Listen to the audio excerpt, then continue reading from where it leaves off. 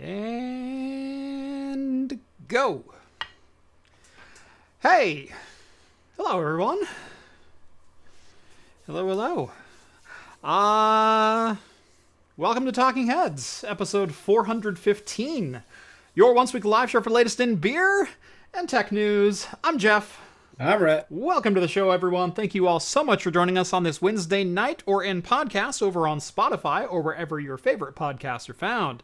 If you've never seen the show before, we talk all things home labs, server. I still haven't written a new intro. I've been freebirding it every time, and I haven't landed on one that I like yet. So, it's working. Yeah. If it ain't broken, don't fix it. The problem is a couple things out. Well, the problem is the intro wasn't broken, and then I tried to fix it. All things home labs, server, computers, PC, hardware, gaming, basically anything I'm interested in. It's a fun show. Gosh.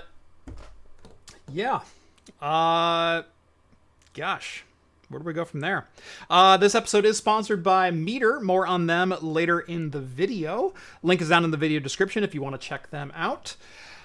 We do drink alcohol in the show. If you're drinking along with us, alcoholic or not, let us know in the chat, and we'll give some early show shoutouts as we go along. Last but not least, if you'd like to take part in the super secret chat or the even more super secret after party, think about joining the Patreon. Link is down in the video description. As a bonus, you'll get exclusive access to my Discord server where you can chat with myself, Rett, Cheese, Matt, Vince, all the hosts from Talking Heads, and join the awesome community that hangs out over there. Womp, womp, womp. Wah, wah, wah. Oh, how's it going, sir? It's going great. Good. You have a good New Year's? I did. Yeah, I did. Really good New Year's. We had the foresight of celebrating the Bulgarian New Year's, right? Which happens at 2 p.m. Oh, nice. Oh, that's right. Time, That's right. I forgot about that. Yeah. So we did that, which was really fun. So the kiddo got to be involved, and people brought Bulgarian food. We listened to Bulgarian music. I'm going to admit it. We made up some Bulgarian traditions. But it's because we love Bulgaria so much. And then we actually even found a live stream of fireworks happening in Bulgaria. Nice. We watched those right at 2 p.m. The Bulgarian president gave a speech. Yeah, it was cool. Awesome. It was a lot of fun. Good deal. Ours was pretty chill. Got together with the family as we always do. We have a family friend who knocks us out a round of trivia, and so we play bar style trivia every New Year's. Nice. That's always pretty fun. I usually end up bartending for a little while, and it's always just a good chill, relaxed time. A little bit of karaoke. It was fun. Karaoke would have been good. Bulgarian karaoke would have been great. Yeah. How do you do Uptown Funk in Bulgarian? I think you just do it regular. Okay, good. Yeah. Because I want to say, I knocked the crap out of Uptown Funk.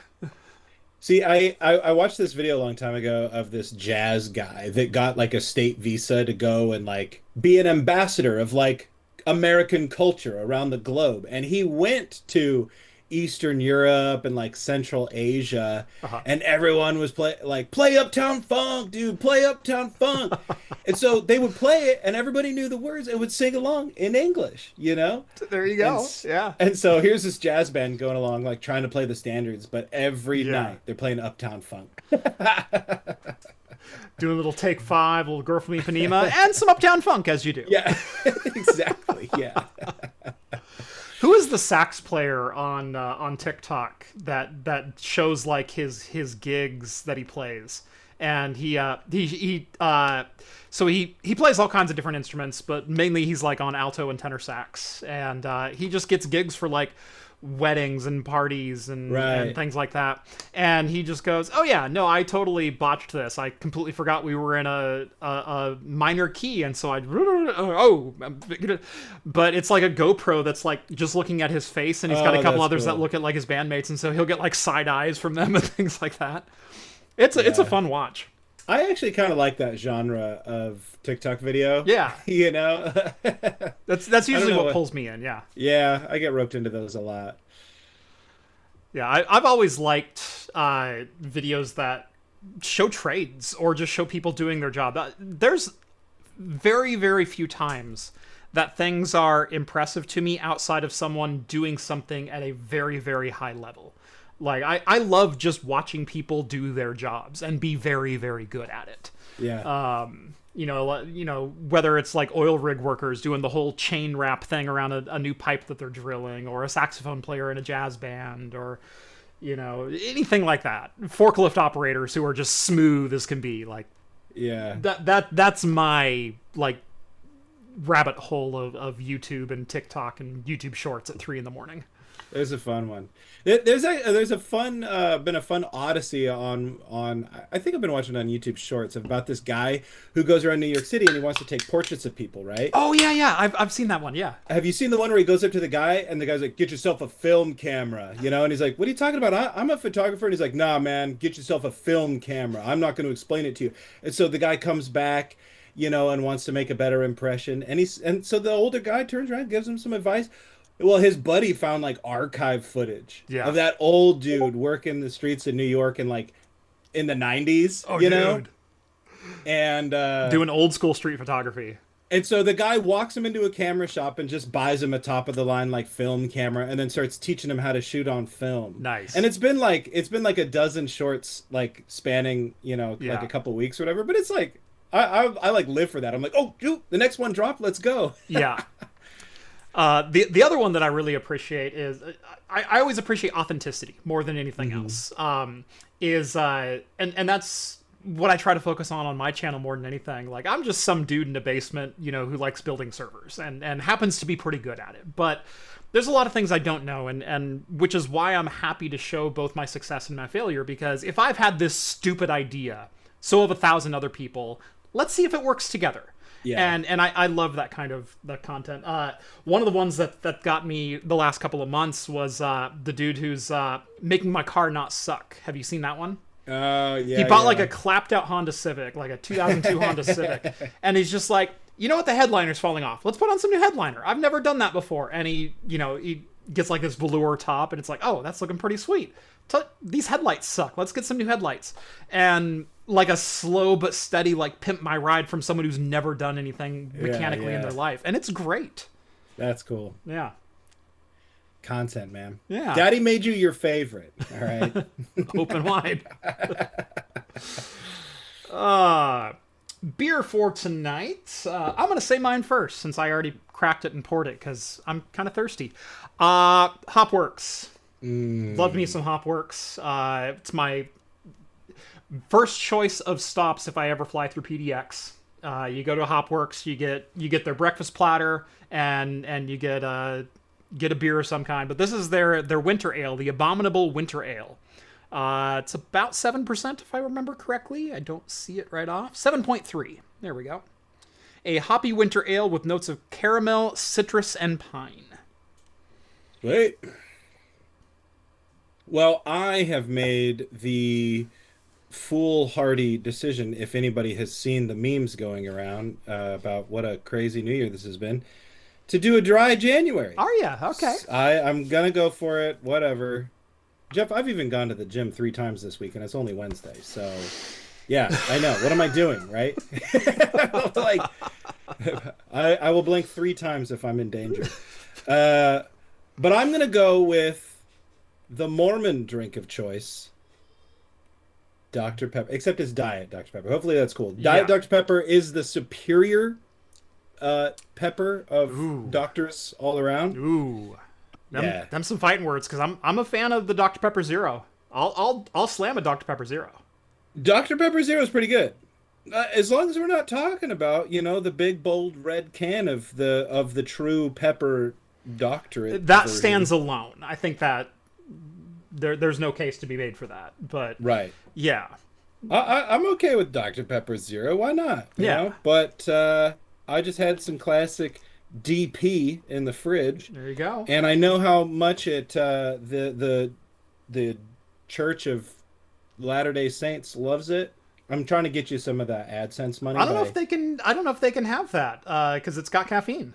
Right, they can't. Right. That's why it's the Mormon party drink of choice. Okay. We're gonna let loose tonight. Yeah, and have caffeine. Okay. You got to find that TikToker that goes to all the parties at Brigham Young University. Yeah. Okay. You know, and he's like, what do you drink at a party? And like everybody's like, I guess Dr. Pepper. I guess Dr. Pepper. You know, and then you get the one straight edge kid that's like, ice cold water for me. Yeah. Or like, I don't party, I just study. I'm here to find a wife Yeah. and get a degree and move on. You know? And then about half of them, they're like, what's the wildest thing you've ever seen? They're like, soaking, man. I helped my friends soak. Yeah, Google Mormon soaking for more information. Just to let everyone know, I cannot Google that live on the air. So. Well, you don't have to put it on screen. Yeah. That's for the audience anyway. And it's Yeah. for the Google AdSense, because I found out recently that the Church of Latter-day Saints or whatever, the LDS Church, they put more money into their keywords on YouTube than any other organization. Yeah. They pay like like 30 or 40 cents per click or whatever for words like Mormon, LDS. I don't know, what else do they got? I don't know, but going back to the YouTube Shorts thing, one popped up on my feed this last week that made me about die laughing, and you just reminded me of it. It was when you're Mormon but you want a tattoo, and it was a girl on a tattoo chair bed laying down and whatnot, and had a tattoo artist over her with a needle, and then her friend was sitting behind her shaking her. That's actually pretty good. That's funny. Made me giggle. And no disrespect, but I'm fresh out of the theater. I saw the Book of Mormon last Saturday. So, that's why it's on your mind. Okay. Yeah, man, gets me so good. It's so funny. Like, wait a minute, you can't say no disrespect and then say you just saw the Book of Mormon. Like that's just built-in disrespect. We respect all cultures here on Craft Computing. I just want to make that clear. We respect and disrespect all cultures equally.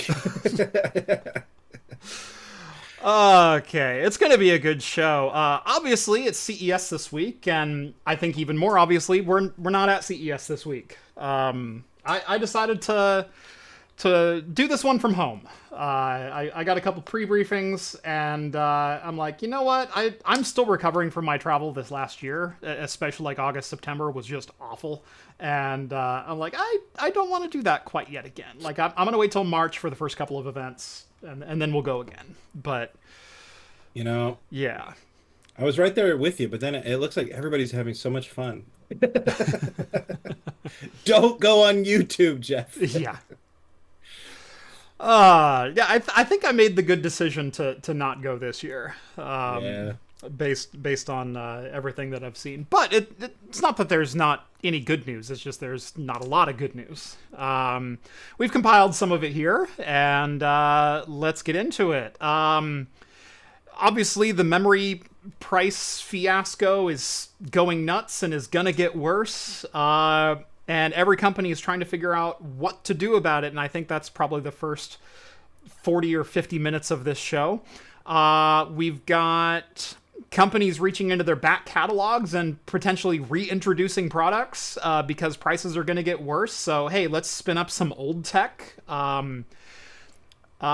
We've got the first inklings that the bubble might be popping, at least on the consumer side of things, which might help things out. We've got some insight into some companies that are making some statements that are like, maybe AI is not all it's cracked up to be.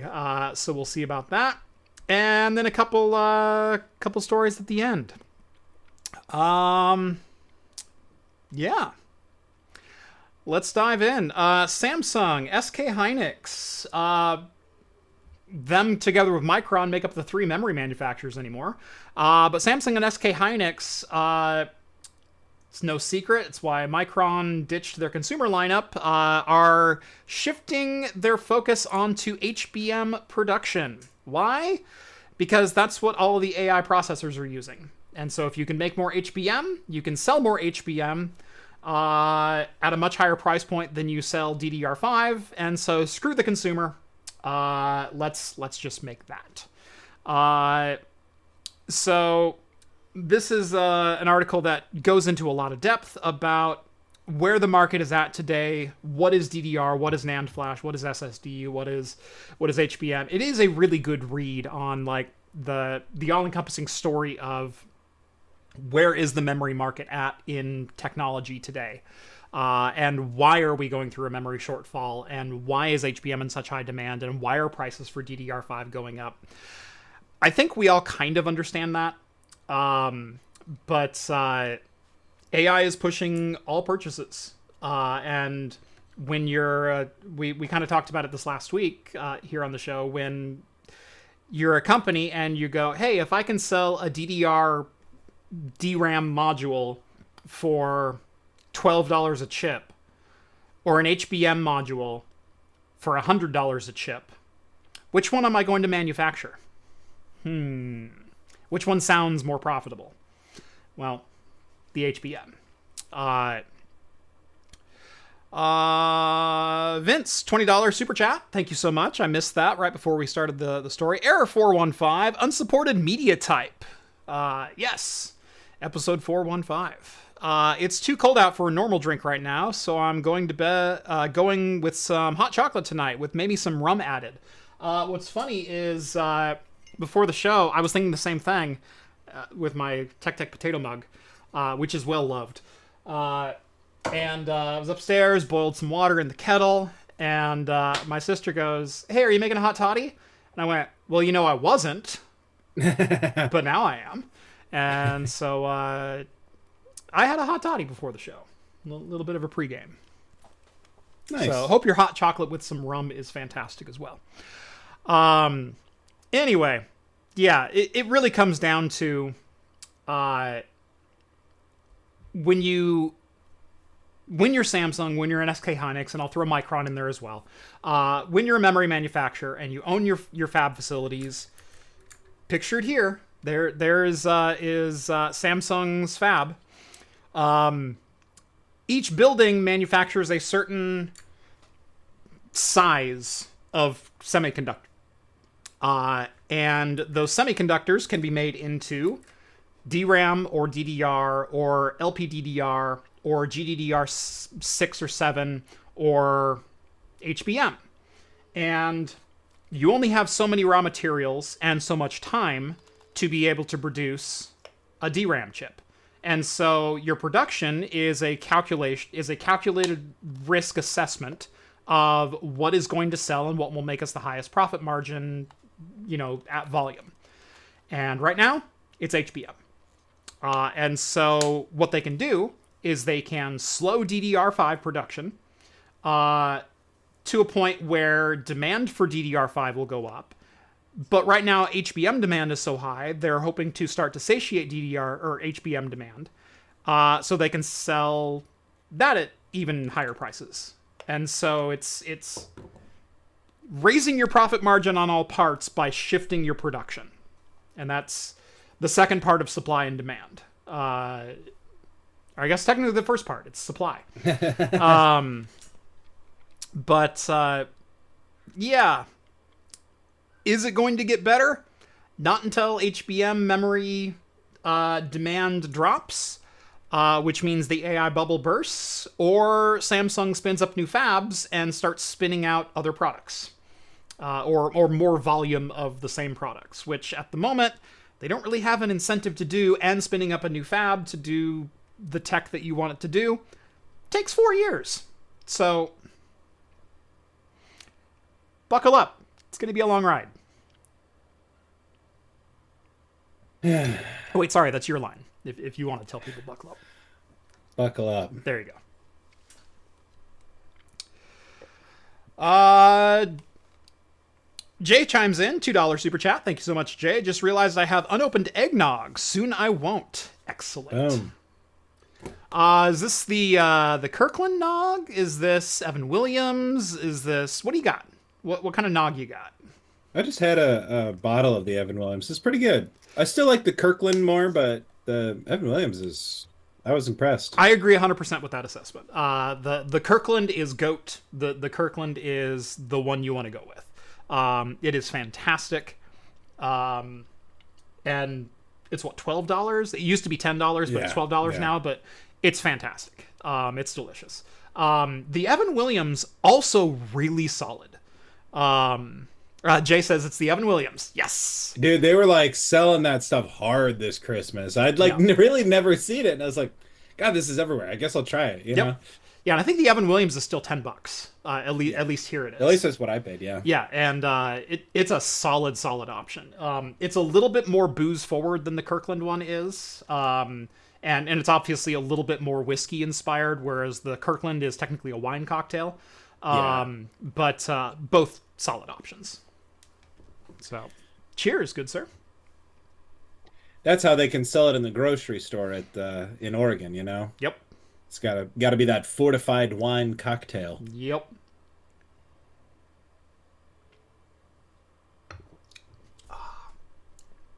That is just the right amount of blend of hops and malt all in one, like, really warm, spicy beverage. God, I love this one.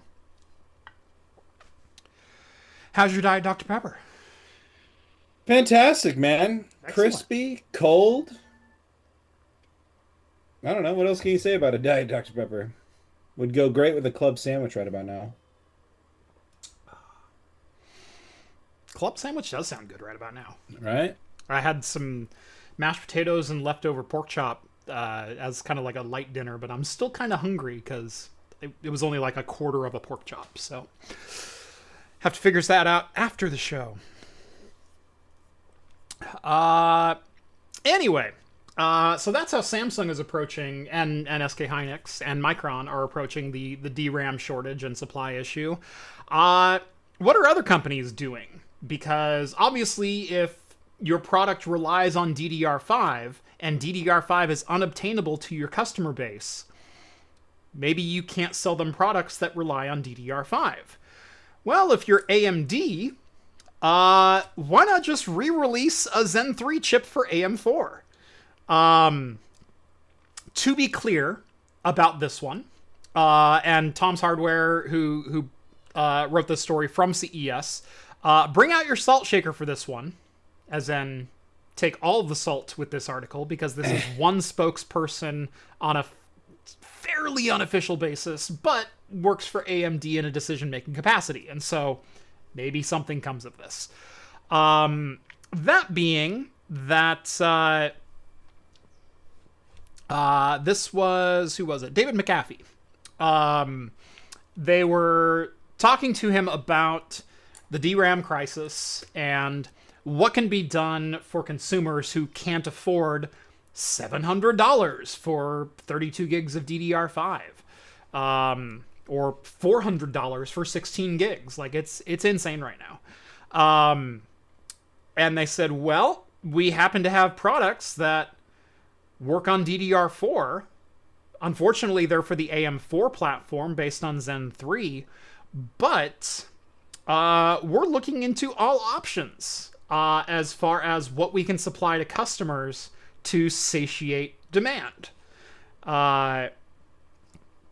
The exact quote is, when questioned about the rock and hard play situation their users are in, McAfee stated that AMD, quote, is currently looking at everything it can do to bring more supply and kind of reintroduce products back into the AM4 ecosystem to satisfy demands of gamers that maybe want a significant upgrade in their AM4 platform without having to entirely rebuild their system.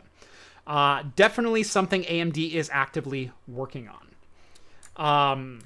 Actively working on might simply mean, hey, we talked about it at a meeting. Yeah. Actively working on might mean reintroducing 5800X3D, 5900X3D, 5700X, like good chips that are still very performant today.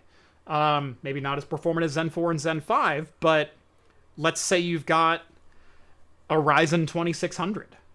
Yeah, a Ryzen 5700X, heck of an upgrade.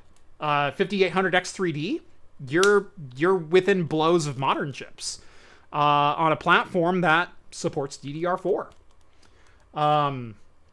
There was no mention about modifying current cores Zen 4, Zen 5 for DDR4 compatibility. And as far as we know, there is no DDR4 controller on board AM5 based chips. It's not part of the Zen 4 or 5 architecture or part of the I/O die. So likely that's probably an engineering feat too far unless this really gets into the weeds. And then maybe that's a possibility down the road. Like maybe in the next 9-12 months, if this is going to be a multi-year thing, which it might be a multi-year thing, DDR5 being unavailable. Maybe we see AM5 boards launch with DDR4 support. That would take a lot of collaboration between AMD, chipset, motherboard, all kinds of things. But if they're going to be selling DDR4 as new, and actually this article also mentions that Samsung is reversing course on its decision to stop DDR4 production. Then maybe DDR4 is kept around, and maybe we not only see old new parts with DDR4 support, maybe we start seeing new parts with DDR4 support again. Wouldn't that be weird? Interesting. I mean, obviously, they say bring your salt shaker. We got the typical corporate vagaries of like, yeah, we're certainly looking at everything. Like, why wouldn't you be looking at everything? Yeah. It'd be bad business to not, right? Right. But at the same time, like, I mean, isn't part of the problem that we're running into in general just the fact that like we don't have the manufacturing capacity to keep, this level of consumers satisfied? Like, how do they plan on, attributing some of that manufacturing capacity to products like this when they're already not doing it for their new line of products? Yeah, we are running into a supply capacity constraint. Like I said, raw materials, production time, production allocation, all of that is playing into the shortage and the effect, because if you're one of these RAM manufacturers, you have to balance how much HBM can I sell to an industry that will buy all of it that I have, while still being able to produce DDR5 for consumer devices. And right now, I'm sorry, AI devices are winning. If you look at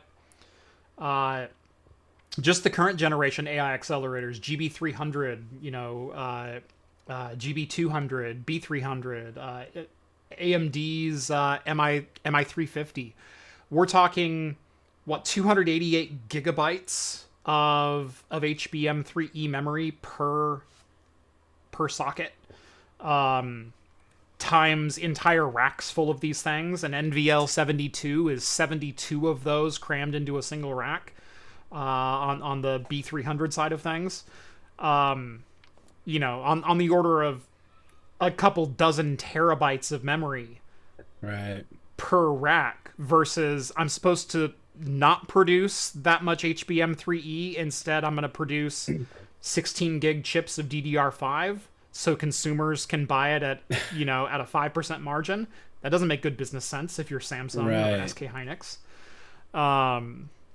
So yeah, the demand for AI accelerators has outpaced the production capacity of memory makers, because look, memory makers were meeting capacity demands for consumer and enterprise before. The problem is enterprise demand has skyrocketed. And that's where the growth is at right now. That's why everything you see announced at CES, which is supposed to be the consumer electronics show, is nothing but AI. That's why Jensen took the stage and introduced Vera Rubin. That's why Lisa Su took the stage and talked about MI400. Those aren't consumer products. But that's where the money's being spent right now.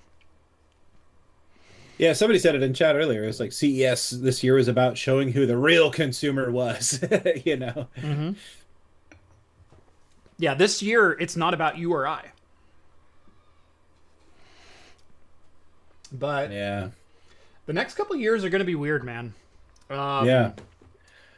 Well, and it's like we hear a story like this, and it's kind of exciting. And it's kind of like, I don't want to say innovative, but it's like it's exciting to hear like this kind of like level of, like flexibility kind of in the face of these interesting times. Mhm. But I also just don't really buy it. You know what I mean? I mean, Yeah.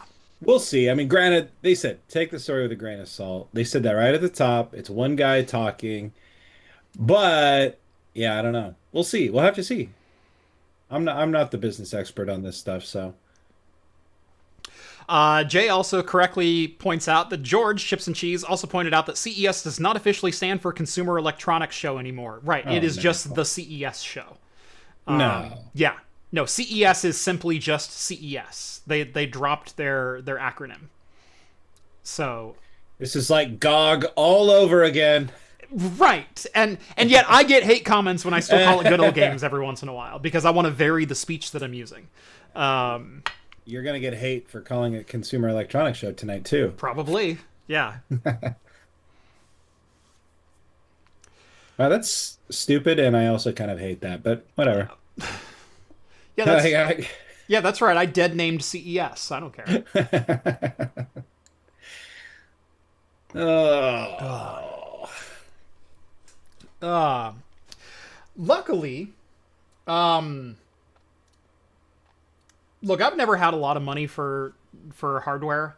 Um, like I've had some good hardware through the years, but I've never been one that's had a lot of money, and so a lot of my background is being very scrappy, both from a gaming and consumer standpoint, as well as being scrappy for industry and enterprise and small medium business. I know how to do a lot with very little, and so man, if there was a time for me to shine, it's probably the next couple of years. It's Yeah. yeah. I mean, and that's my thought too, is I mean, this is going to be a good time for, the home labbers and the tinkerers who figure out ways to make things that were never intended to work for us, Right. And that's cool. That is exciting. I look forward to it. What do they say? What's that saying? Something is the ne mother of no, Necessity hell. is the mother of invention. Yeah. Yeah, there we go. Yeah. I tried. You got me there. Yep. You That's know, how in and sync so we were. You knew there was a reference there, and you're like, I don't know, invention, something. It's fill in the blank. um and I do think that like when the AI bubble bursts, like there's going to be this interesting time where it's like what's going to happen to all these data centers? Like is there just going to be gigantic warehouses full of, rusting metal that they can't get out to people fast enough? Are we going to have some of this crazy someday? Are you going to have a fully loaded, Nope. AI data center server rack in your garage Nope. or It's physically not possible. uh, And that's the problem with a lot of the hardware that's being pushed out to enterprise right now. Is once AI is dead, this hardware is single purpose, as far as we know, anyway. We do know a couple of things. In fact, I've seen this on Reddit a couple of times in the last week or two. Man, when the AI bubble bursts, there's going to be so many GPUs sitting around just ready for cloud gaming, cloud computing, VDI instances, all kinds of stuff. No, there's not. Because every modern AI accelerator, gosh, A100 still kind of can, although A100 they dropped the video encode hardware out of, so really can't. Volta was the last fully featured dual mode product released by Nvidia. That is fully featured graphics API and fully featured enterprise tensor, HBM memory, all that kind of thing. So the V100s that I have in my server rack up at Yolo Colo, that V100 is the last AI accelerator that will also do cloud gaming. There are products like the 6000 Ada or 6000 Blackwell or things like that still do VDI But that's not what people are buying. People are buying B300, B200, Hopper, H100, L40s, A100s, things like that. Very few of those, I believe the L40 and the L4, which are Ampere based, do still have raster APIs enabled. So your DirectX, your Vulkan, your OpenGL, that kind of thing, they can still do a raster pipeline. They can still produce graphics. They don't have video encode though. And so you can't do, without like CPU encode or maybe some other hardware attached to it, a game stream. Right. The Blackwell series cards, the AI data center processors. So your B100, B200, B300, those don't even work for raster APIs. Those don't have DirectX. Those don't have Vulkan. They cannot work for gaming. They will never rasterize a single triangle. They literally don't understand the language. And you can't sideload it in either. It's the hardware. Modern silicon is a series of XOR gates. That's all it is. It's how quickly can you route XOR instructions through a piece of silicon. I'm grossly marginalizing and generalizing here, but that's the point. It's just a series of gates. There are gates that are designed to be raster pipelines, and then there are gates that are designed for compute. And B300 has nothing but compute. It can only do CUDA and OpenCL. It cannot do OpenGL. It cannot do Vulkan. It cannot do DirectX. It never will.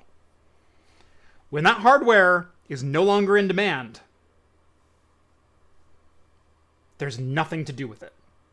It really makes me wonder, like, and this is such a stupid question because, like, we talk about this all the time. Like, what is the end game of this trajectory that we're on? And it's like, oh, I want to, we always joke, replace workers and do all this, which is obviously probably a big part of it. But like, what is the like end game for like the product that they expect us to use, in 10 or 20 years? Is it like we log into our our thin client and we only interface with computers via like prompts anymore? It's like, yeah.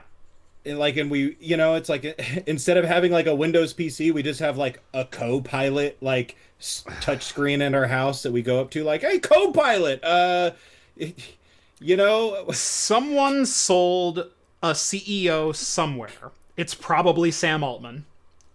Sam Altman sold a CEO somewhere of a Star Trek future.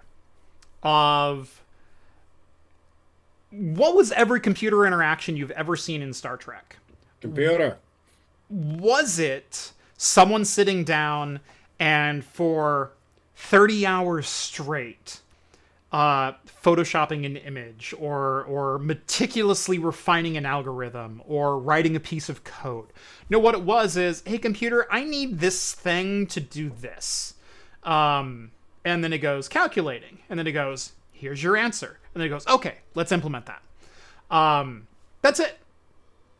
That's the goal.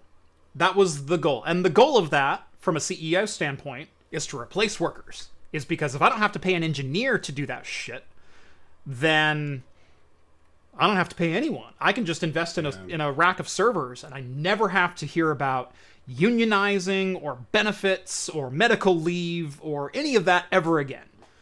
The problem is, it doesn't work like that. Didn't work like that on Star Trek. Geordi was still an engineer who had to crawl through Jeffrey's tubes. Even Star Trek didn't replace Geordi. No. And even then, how many episodes are there of the damn computer going haywire? All of them. Right. Yes, that is. So they've been sold on a future. One of the 4 plot lines of Star Trek. So they've been sold on a future that even in the future didn't work like that. And number 2, once it was established in the modern timeline here that wasn't going to happen, they kept building out AI in the hopes that they would find a use case. I mean, do they even believe that? Like, and this is jumping ahead to the other story later on with, if anybody's read the show notes, yeah, and maybe you've seen it yourself, Dell is kind of pumping the brakes, right? Do these people actually even believe that anymore? Or is it just a cash grab? Get your bag as fast as possible while you can get it, right? This is like venture capitalism at its finest. Pump and dump, grab as much money, get your bag, and then things are going to collapse, and we're all going to have to deal with picking up the pieces while they, go off with their billions and trillions of dollars. I mean, it's just outrageous. Like, and like, to your point about like, oh, they sold them on a Star Trek favorite. Could you imagine selling somebody like that on a Star Trek future without ever selling them on the other cool parts of Star Trek? Holograms and or like the fact that they've completely bypassed interstellar travel, no capitalist oh wait, no, we can't eliminate no scarcity. Yeah. Why didn't they sell them on the freaking post scarcity aspect? Right. There's a natural disaster. Well, quick, get the starship that has the damn replicators on it so we can get people blankets and food. Yep. Nah, actually, I just want to build this machine that they can have an AI girlfriend. Well, if we got everyone blankets and food, no one would want to work anymore. Which is like, you know what? You're halfway to solving your own problem, right? You don't want workers. Maybe instead of replacing them, just give them what they need, and then they'll go away, and you can replace everybody with AI. Yeah. You want to win the war on labor? Just give everybody what they need. You won. Old Poi says, I love this. Cynical nihilism for the win. I really can't see what they must be thinking. It's like everybody likes the way our computers work right now. Right. You're going to sell us on like, actually get this. You don't have to do anything. You just type it in or talk to it and it does what you want. Maybe like incorrectly 75% of the time, but yeah. Like, yeah. We don't have Windows anymore. We don't have Mac OS anymore. We just have AI B and AI C, and you log in and I want to have a girlfriend that likes Pokemon today, and DaVinci Resolve has an AI assisted editor, and it's supposedly purpose built around videos in the style that I do, which are scripted talking heads videos, which are me sitting at a desk, staring into a camera, reading a script.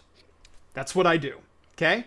This AI tool is designed to be able to recognize my voice as a speaker, or even like someone else is in a podcast format, who is talking, transcribe the whole thing, and then make cuts where appropriate to cut out dead air or nonsensical, like coughing and nonsensical talk. And it sucks. yeah. It can't do it. My videos are the exact thing this was trained on to do.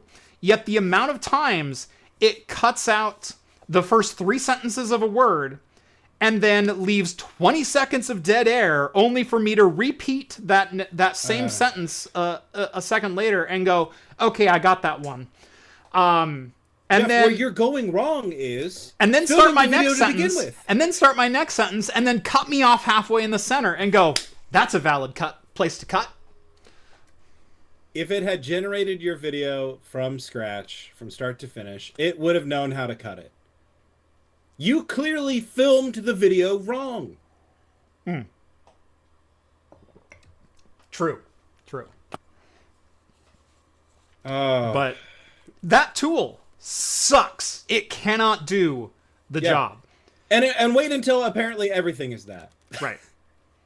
Yeah, but that's agentic video editing. That is me piping in a source bit of footage and telling the AI, hey, this is a Talking Heads video. I would like you to cut out the dead air time and remove all duplicate sentences.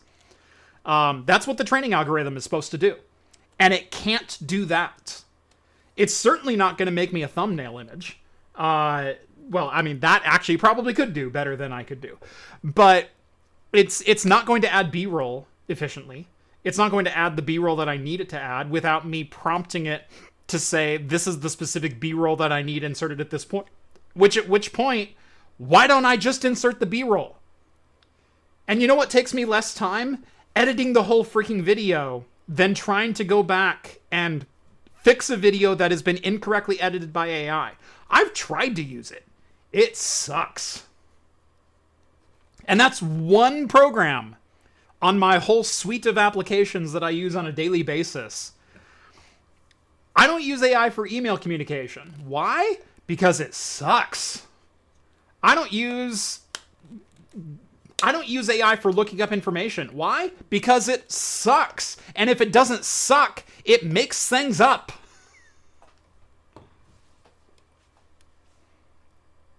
Why aren't consumers adopting this? Like, oh, I don't know. Maybe because you're right 5% of the time and the other 95% you're making more work for me, the worker who you're trying to replace? I mean, they say the customer is always right, except for now. Right. Yeah, this is the one time. Yeah. Sorry, guys. We're allowed to veto one time that you're incorrect about things. Yep. You don't know what you want yet. Right. We're going to give it to you. Right.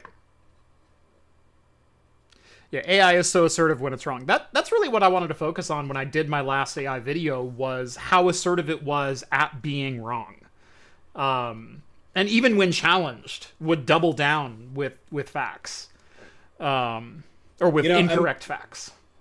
Imagine if like Welcome to the Internet had come out like right after ChatGPT had come out, and it's like, and it did all the things we designed it to do, like some of the time, but not always. It's kind of like we're still working on it. If only you guys would keep not really make sure to check its work.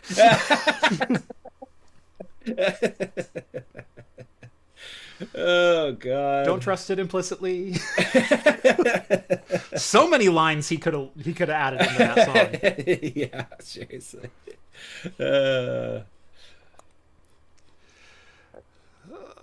All right. Today's video does have a sponsor, as I mentioned at the top of the show, and it is, of course, Meter.com. While I enjoy building up my home lab and have spent nearly 20 years as an IT professional, not every business has a Jeff working for them. Managing your own network infrastructure without a Jeff can be a challenge. Just ask Rett. Dealing with different vendors for firewalls, switching, Wi-Fi, and then when everything goes wrong, it still all lands back on your desk. That's where Meter comes in. Meter delivers an all-in-one networking stack that bundles everything you need into a single package, including high-speed wired and wireless networking, power delivery, firewall and routing, and even cellular, all in a single integrated solution that's built for performance and scalability.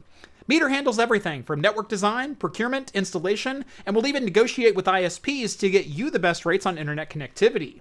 All of that shows up in a single cloud-based dashboard, giving you clear visibility into every layer of your network. You get the connectivity your business needs, all for a predictable monthly cost. Best of all, there's no upfront expenses. Meter ships the hardware you need today and will automatically upgrade your hardware as time goes on, ensuring your users and your business always have the tools and connectivity, I don't know why I always struggle with that word, connectivity they need. Whether you're starting up a new business, expanding to new locations, or simply modernizing an aging network, let Meter take care of the hassle for you.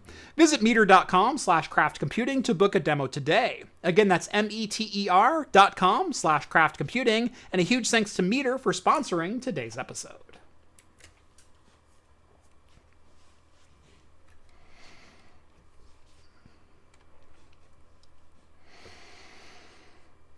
Meter, even though you're sourcing it out, still proof AI doesn't replace people plugging in patch cables and at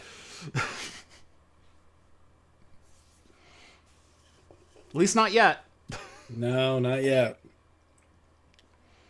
And as someone who literally ordered $300 in cabling for my server rack today,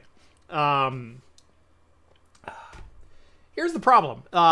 So speaking of like making things work for me and being scrappy and things like that, I bought my Super Micro Cloud. I bought the 8-node server. In fact, I've got one of them here on the desk next to me. Is 8 nodes for $400. That's a really good deal.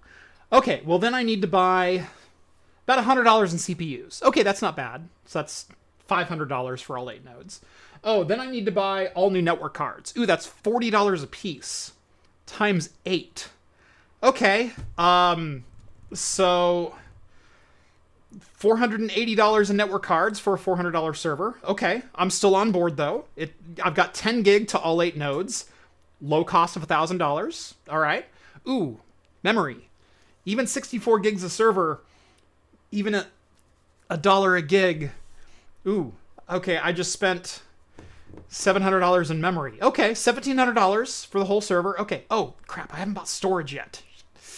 Okay, oh, and by the way, when you go from a single server to 8 servers, now you don't need one 10 gig SFP.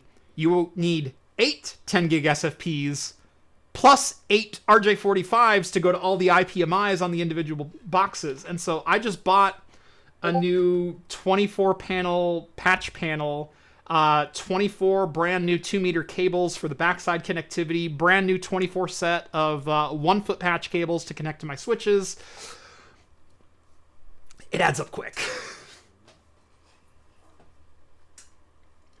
The nice thing about building these servers, though, is I rarely throw anything away. And I was looking at like different things that I can do with them, and I'm like, what can I do for like the X8 PCI Express slot that those have? I wonder what kind of storage I could put in there. Oh, how about the Sun F8s that I still have? Nice. So, yeah, I still have these. I'm going to test one of those in there. In fact, I plugged one of them in today, fired right up, recognized all 4 drives. Excellent. I've got 4 200 gig SAS drives ready to go in one of my new microcloud servers. Now we're cooking. Mm-hmm. Now we're cooking. Oh, and we also have, so here's the X79 blade, and you can see the single 2011 socket, and then the 4 DIMMs, 2 on either side. I also have this guy. What do we got? Xeon D, 35-watt chip. This one could be fun. Oh, and this one has 128 gigs of RAM, just because, as you do, right? But same blade, same node, even lower power draw. So I'm looking forward to getting that one fired up. Yo, Stick Nation represent in the chat. Now we're talking. Stick Nation's here.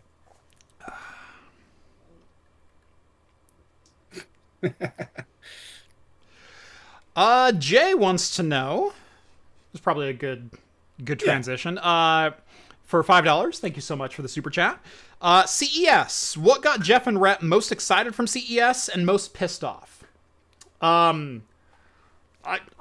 We've been ranting about the most pissed off. Everything's unaffordable. Yeah. That's what I'm most pissed about. I am a PC enthusiast. I am a hardware enthusiast. And right now, you can't buy hardware. Yeah. It's unobtainable. I mentioned earlier in the show, from someone who never had a lot of money ever at any point in my life. Being able to play on some of the servers, like I've got some servers behind me that are absolutely incredible that I've, landed as review units or worked this career to a point where it makes sense to have those kind of things. But on the personal side of things, like, do I want to build a new gaming PC right now? I can't afford it. And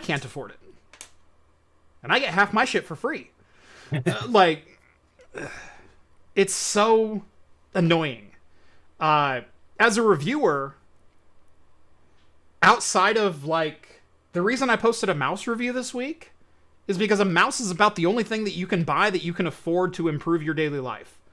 And it's exciting. And I'm excited about the new mouse. I'm using the new mouse right now. It's freaking great. I love this mouse. But do I do a PC build on the channel? Hell no. I'm not going to recommend you go out and blow $2,500 when 3 months ago you could have built the same PC for $1,200. No, that's stupid, and I will never do that. What you Yeah. might see out of me in the next couple of months is how to be scrappy, how to put together $500 in parts, and have them game. Because I'm not interested in recommending someone go out and blow $1,000 on memory. Yeah. That's stupid Uh, no matter how you look at it. And that's what's most aggravating to me is I am an enthusiast within this industry. I love hardware. I love building new things. And right now you just flat out can't. And I'm pissed. I'm ready for Jeff's upcycling how-tos. And if it can't be used, maybe it can be made into some nice, I don't know, garden ornaments or No. something, you know?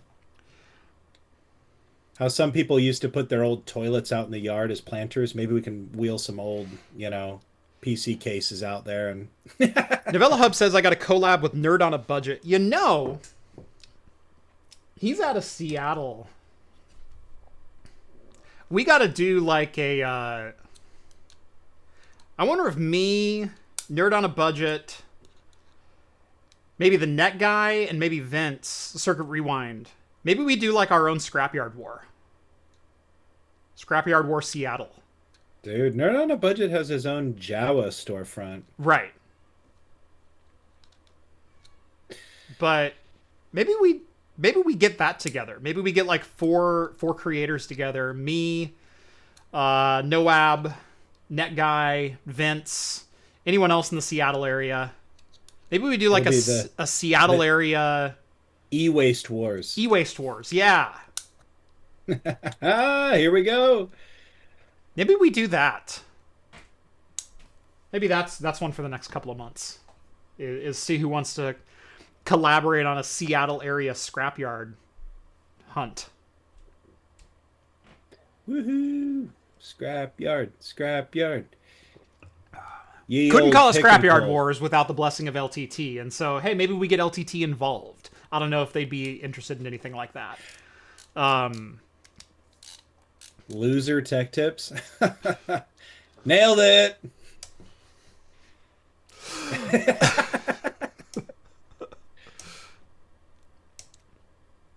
Scrapyard Server Wars. I've thought about that before. I've thought about doing like a Scrapyard Home Lab War, but then you have to.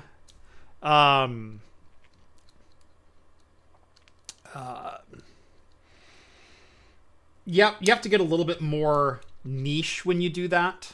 What do you want the server to do? And then how do you measure performance of that server?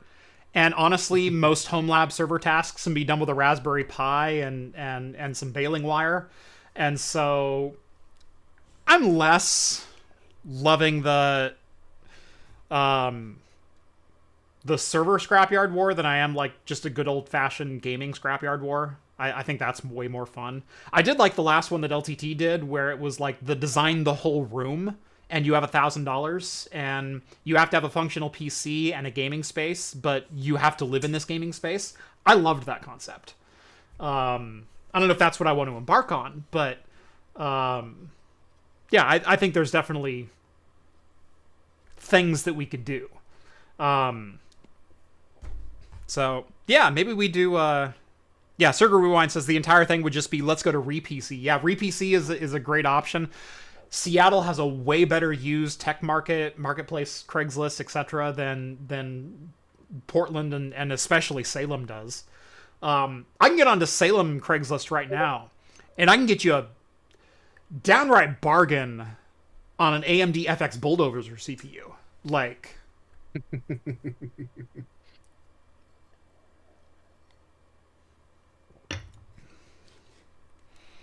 Get GN. Well, GN's in Carolina. That doesn't make sense.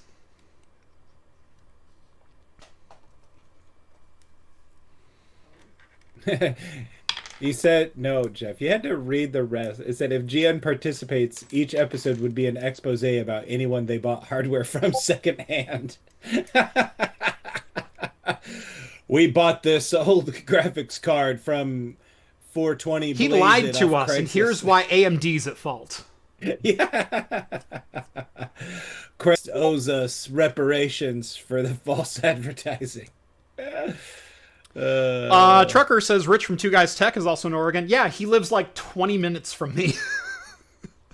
I've been meaning to do something with him for years, and it's just never quite like worked out.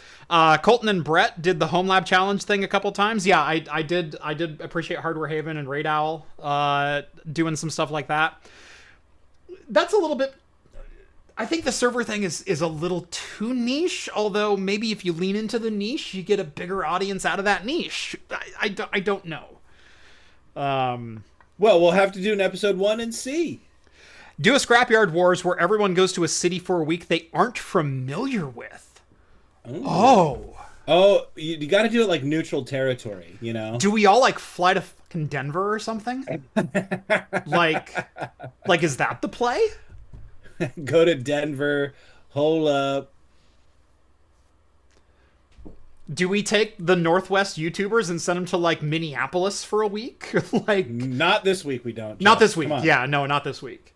But I'm just saying, like, for like an impartial third party. So, like, do we go to Detroit and have Tom like be a judge? Do we go to Minneapolis have Techno Tim be a judge? You know, like maybe there's a play there. Like we get a bunch of people together in an area they're not familiar with. I think there's something there. That could be fun. Yeah. Try San Francisco Bay Area. Yeah, I mean, LTT has done the Scrapyard Wars with Kyle and Paul down in Los Angeles before. I think a Seattle area one could be fun. I think getting that together, or doing a neutral territory, finding an impartial judge. Maybe we get like, maybe we go out of left field and we pick like Voidstar Lab. You know, Zach Friedman to be the judge, and we go to Denver and we do that, or we go to Texas and we have Raid Owl be a I don't know, man. They say in the chat that Denver is the Blumpkin of the U.S. cities. Yeah, I can't. People are being naughty. Nobody Google Blumpkin. You can fly to Minneapolis and meet at Surly Brewing. Okay, I'm sold. Minneapolis it is. Let's go. Boom. Where would you guys like craft computing to go? And maybe we can get this all working. Denver S sends over $5. Thank you so much. Much appreciated. Hear me out. I can get better memory bandwidth on a 5700G than an 8700G. Give me a 5700G XT with 16 RDNA compute units on 4 nanometer. I don't think you'll ever get 16 compute units on an AM4 APU unless they design a chiplet specifically for it. And I don't know that they have the ability to. Let me remind myself.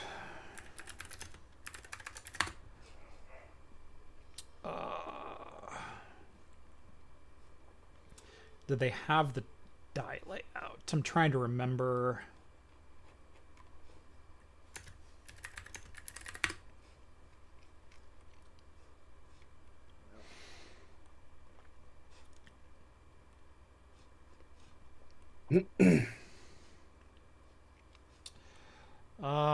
Here we go.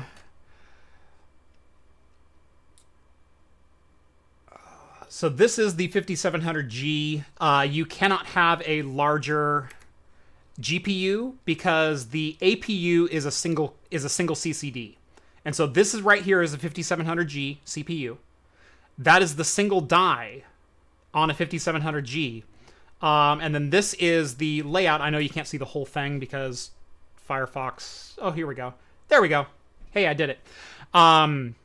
You have Zen 3 cores. You have 8 cores of Zen 3. And then right here is your Vega compute unit. You don't have any space on the silicon. And without redesigning the entire CCD, you're not going to get more space. So they can't turn a 5700G into a 16 compute unit over an 8 compute unit. Just doesn't happen that way. There are products out there that they can do that.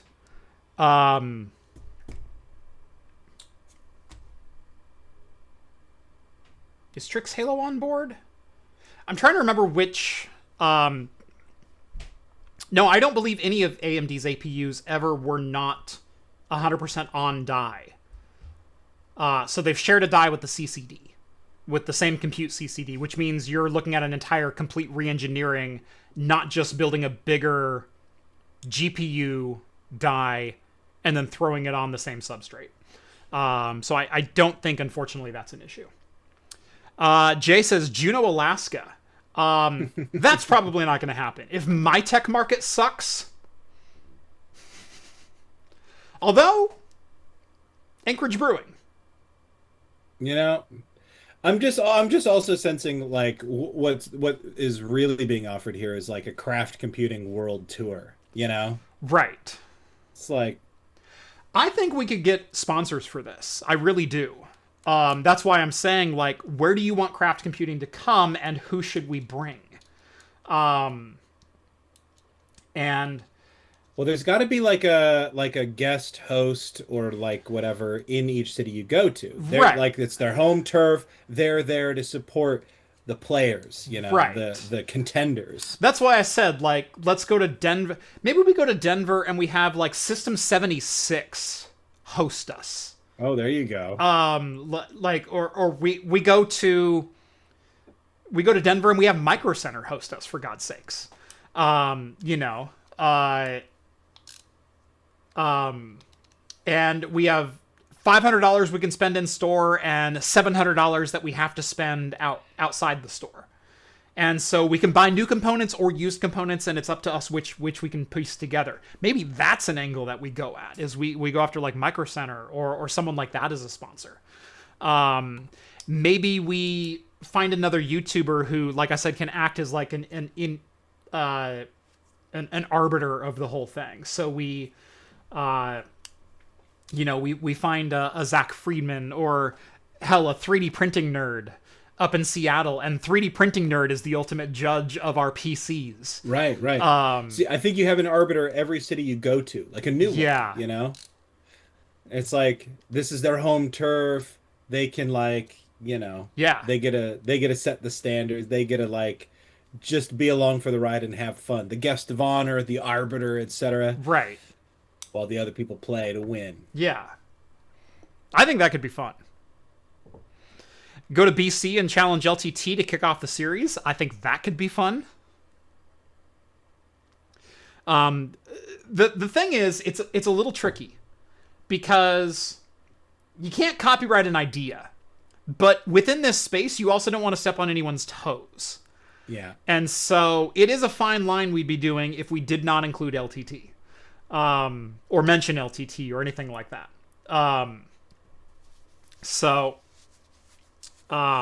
Yeah, imagine doing this and never once mentioning. Right. You know, like, Scrappy Wars. Never been done before. Yeah. It's like all the Flappy Bird clones. Flappy, Scrappy. Get it?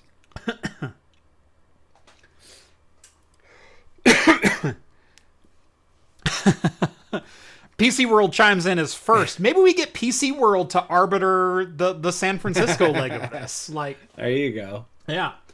I wonder, looking at this, what an Adam Patrick Murray or a Will Smith could put together if given a $1,000 used parts budget. If you're just joining, whoever is running the PC World account tonight, doing like a scrapyard war, but doing like a go to a city unfamiliar to everyone else. So we're talking about getting like some YouTube creators together and then taking them to a city they're not familiar with, and having the host of that city. So if it's San Francisco, be a PC World. If it's Seattle, do like a 3D printing nerd or something like that, and have them be the judge and the arbiter of rules and things like that. It's Adam. Okay. I figured it was an Adam. What's the idea? You know I'm game. Yeah, no, I think we get together. I think we get together a collection of YouTubers, we go to a city, and we do a scrapyard war. But we do a scrapyard war in a city that's unfamiliar to all the YouTubers involved, and then we have a host of that city be the judge.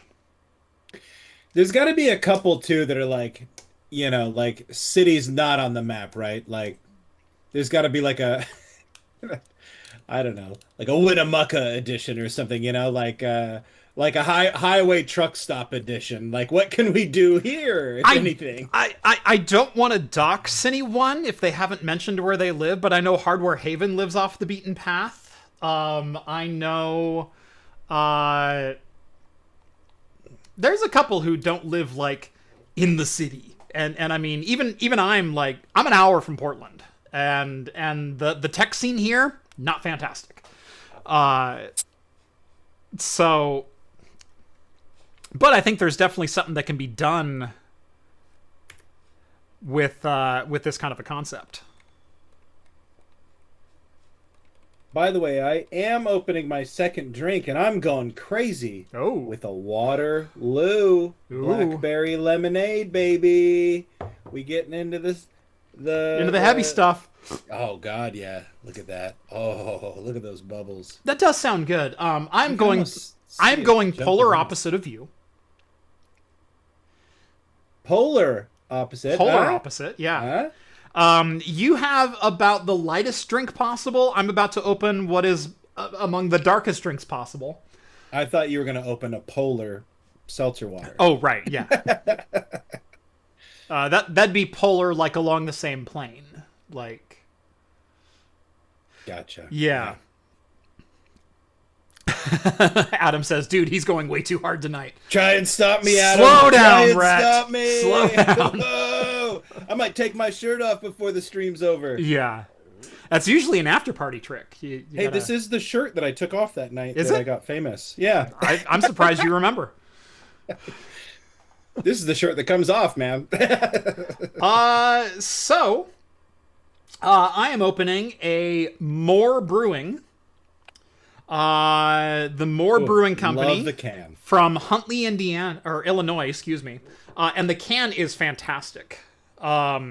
This is the Henna Coconut Double Rainbow. It is a coconut, strawberry, vanilla, and chocolate imperial stout.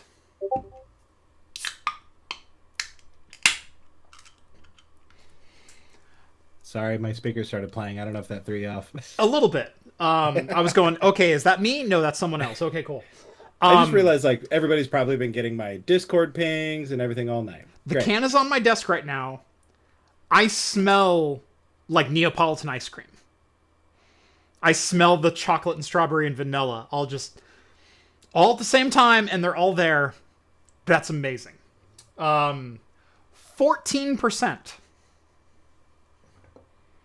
14. This is Bender from Futurama going, you know how to make ice cream soup? That's what this is. Oh, that smells wonderful. Love the can. It looks great. Oh my God.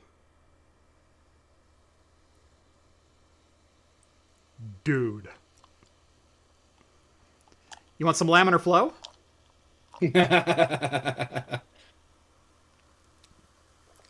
It's not splashing so much as it's pushing the surface to the bottom. Wow.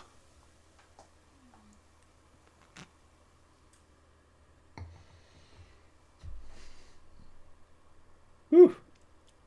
I'm going to need a moment.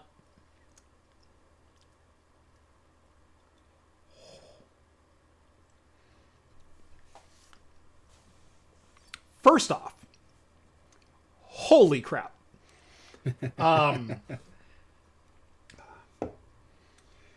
Look, if you're going for like a dessert stout, pastry stout, keeping certain flavors in a beer, present in a beer, specifically like coconut,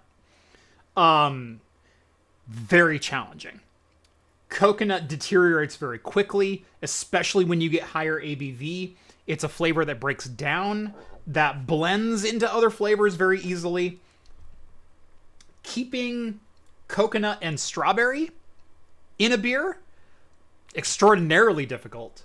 Keeping them both at the same time? Bro.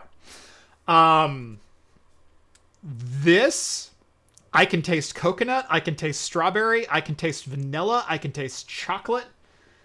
It literally is like ice cream soup. Like, you get to the last couple of scoops out of a bowl of ice cream with a little coconut flake on top. That's what's in my glass right now. That's incredible. Adam says, by the way, did you guys see the question I asked Jensen at CES? I did not. No, I was just about to type to him. Fill me in. Fill me in on some potential drama. What, you got a clip? Let's go. I would love a clip if you've got a clip. Could you play a clip on the show? Yeah. Okay. Yeah. We got technology. Yeah. Clip it. Clip it. Yeah.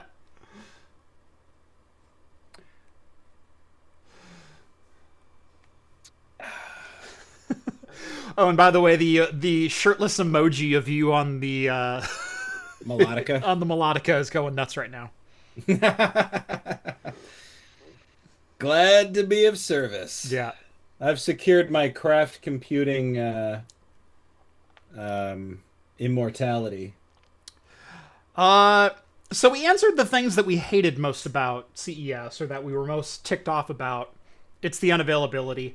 The thing that I'm most excited for is things that are literally just for the consumer and that's it. Yeah. We're making these to make a profit, but we're making these because they're cool and people will like them. That's what I like. That's why I'm an enthusiast. We all know that Silverstone this last year released their FLP1 and FLP2 vintage computer cases. Vintage computer cases with modern features in them. Ooh, hold on. Okay, so I do happen to have the clip. Oops. What, is he DMing you or something? Skull managed to track it down. Oh, wow! Gotta get in the battle bridge. Oh, that's why we got the best mods in the world. We do. And you guys know I mean it. I haven't touched a drop of alcohol tonight. Chose a hell of a year to start off dry. To start not drinking.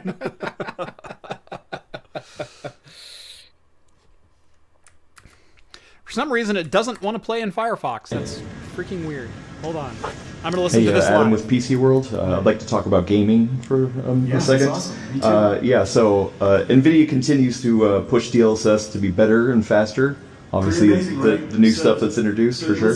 Just quickly before, GeForce brought CUDA to the world, which brought AI to the world. Which brought AI. And then after that, we used AI to bring RTX to gamers and DLSS to gamers. And so, without GeForce, there would be no AI today. I don't know if you guys can Without AI, there would be no Okay. DLSS today. I mean, gotta tell you something. That's the great. Yeah, it's harmonious, Yeah, if you will. it's incredible. Right? One of my questions is the RTX 5090 the fastest GPU that gamers will ever see in traditional rasterization? And what does an AI gaming GPU look like in the future? Ooh. I think that Good question. the answer is hard to predict. Maybe another way of saying it is that the future is neural rendering. It is basically DLSS. That's the way graphics ought to be. And so I think you're going to see more and more advances of DLSS. We're working on things in the lab that are just utterly shocking and incredible. And so I would expect that the ability for us to generate imagery of almost any style, from photorealism, extreme photorealism, basically a photograph, interacting with you at 500 frames a second, all the way to cartoon shading, if you like. All that entire range is going to be quite sensible to expect. You should also expect that future video games are essentially AI characters within them. And so it's almost as if every character will have their own AI, and every character will be animated robotically using AI. And so the realism of these games are going to really climb in the next several years, and it's going to be quite extraordinary. Okay. Unfortunately, it's not playing in Firefox. I don't know why. The play. I think we all heard it. Yeah, the play button. Oh, and of course there it goes. Okay, cool. Hey, Adam with PC World. Yeah. I'd like to talk about gaming. So anyway, Adam asks, is the 5090 the fastest raster-only card that gamers will ever see? And what is an AI graphics card going to look like? And number one, Adam, freaking great question. I love that. Yeah. I want to give you props for that question and asking it gets to the heart of like what we're all feeling. Yeah. And I think the answer that he gives about that, or that he should have given about that, you backed him into a good corner. Yeah. Good that job. was fantastic. But also, journalism is alive. also, I don't hate Jensen's answer. Obviously it's speculative, and obviously he wants to rope AI into whatever the answer is, but Adam asks a plain, simple question of, is this the fastest rasterized card that we will ever see? Implying, what is the future of AI rendered graphics? And I don't hate his answer. Because we said a couple years ago, love it or hate it, frame generation is here to stay. We're going to see frame generation. And that's not necessarily a bad thing. If we can raster one good frame and get 4 good usable frames out of that, interpolated between 2 known values, and you can streamline that pipeline and still get really fantastic graphics. In fact, I did get to see the demo of the DLSS 4.5 doing 4x and 6x frame generation and upscaling 4K content and things like that. It looked fantastic. And I know it's curated, and I know it's going to be like your mileage may vary, get into the game that you want to see and things like that. But every GPU maker right now is working at how can we do better frame generation, and what are the things that we can do to improve the raster pipeline. That is raw situational images. And what I mean by that is, hey, let's draw a room with a character and a table and a light source and a fireplace and a couple other things. And then leaving it to the graphics card to figure out how to apply the textures and the light mapping and everything else. And right now we're brute forcing a lot of the computation when it comes to lighting and textures and mip mapping and diffraction and all these other things. If you can focus the power of your GPU to render 1 frame instead of 7 frames, and you can instead use an AI raster pipeline or an AI pipeline of some kind to go between frames 1 and 2 that are rasterized by your GPU, I think that's a good thing. Especially if you get to the point where you can train on a particular game or circumstance or anything like that and get a better result. Yeah. That is interesting. It's always been a little bit like more unclear to me, like what the future of AI powered graphics looks like. And that's like, this is probably, I don't know why, we've been talking about it all night. It's like the first time I'm really thinking about it. I don't know. But that's literally just taking an LLM to a game engine and throwing game devs to the wind. No. I'm talking within a traditional game dev environment where you're still designing a character and applying a texture and setting up a light source. And within a game engine and within a game development environment, you still have game developers. You're still writing scripts. You're still designing everything from the ground up. I'm talking from a strictly raster pipeline of, hey, we have X number of vertices in X orientation, and the lighting is over here. the rasterization on the card, the ray tracing on the card, rather than spending your entire compute budget, your entire rasterization 5090 budget of rendering on render the scene and then render it again and then render it again and then render it again. What I'm talking about is render one good known scene and then render a second good known scene, but have AI fill in the 6 gaps in between. That means you're using your GPU raster pipeline at its most efficient. You're also using AI at its most efficient. And the end result is, instead of 40 FPS, you're getting 240 FPS. I don't dislike that. It's a different way of thinking about it, and purists are going to revolt, I'm sure. But if the what is he talking about, like animating characters like robotically or whatever? Is that like part of frame generation? He is talking about dynamically. He went into the weeds of the AI pipeline of every character is going to be interactable with an LLM, which they've been pushing for the last 2 years. And I'm 50-50 on like pay voice actors, but at the same time, if you're a smaller game development studio and you simply want to have a text-to-speech generator for your characters, cool, do that. I mean, I think like, use the tools available to you. The thing I always come back to is like, it could be a fun toy to have LLM the game, but I hope that having LLM the game doesn't become the de facto AAA standard. I still want to have my highly curated Morrowinds. Right. And you know what else? I'm playing like Star Wars Outlaws right now. Highly curated, things in place, tight dialogue.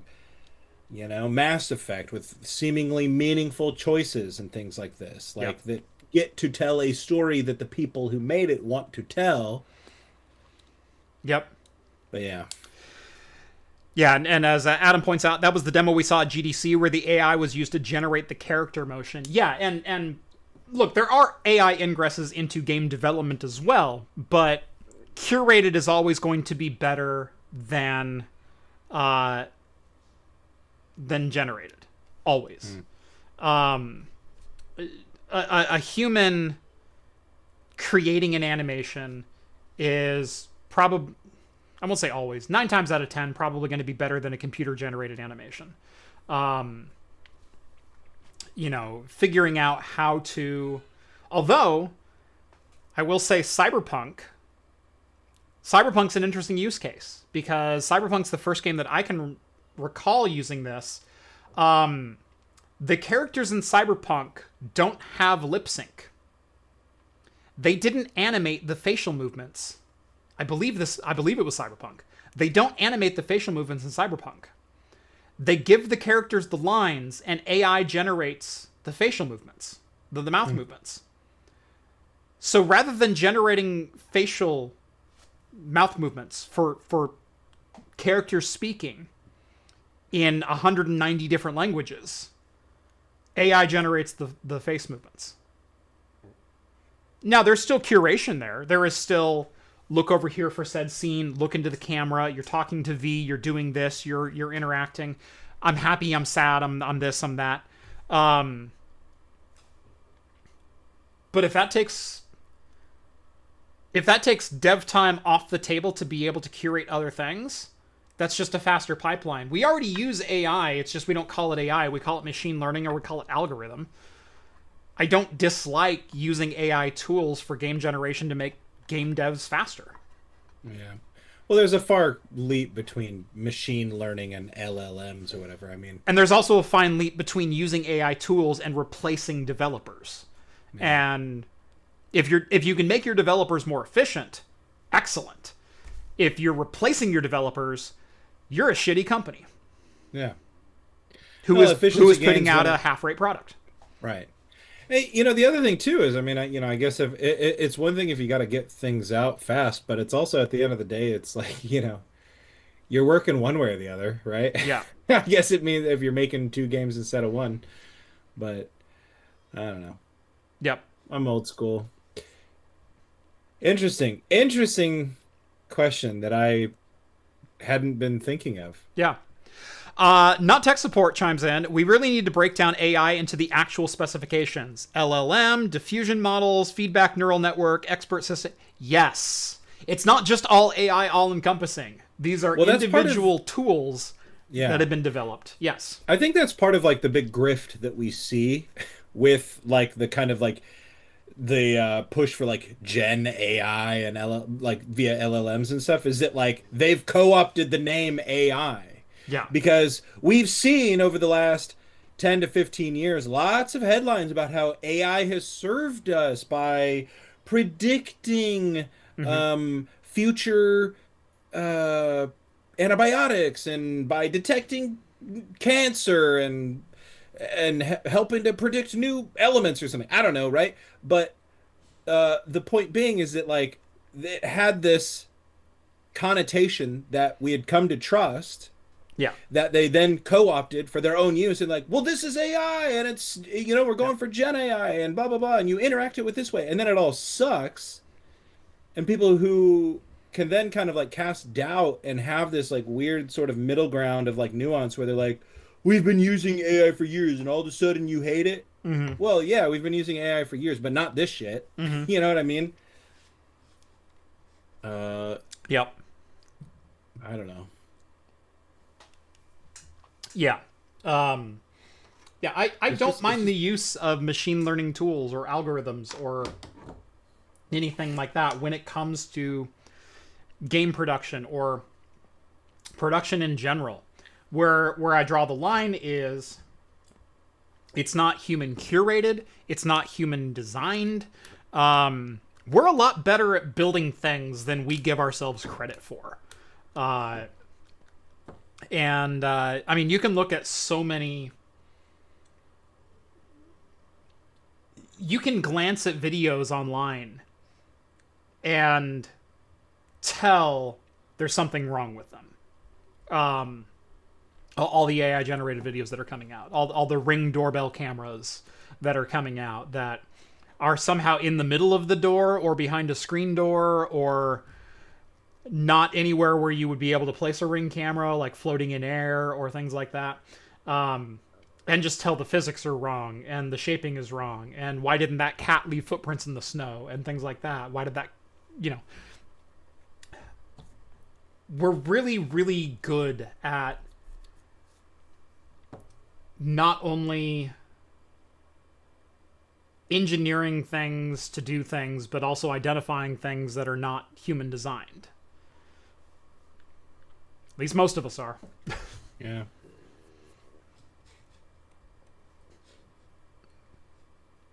So it's going to be weird, but like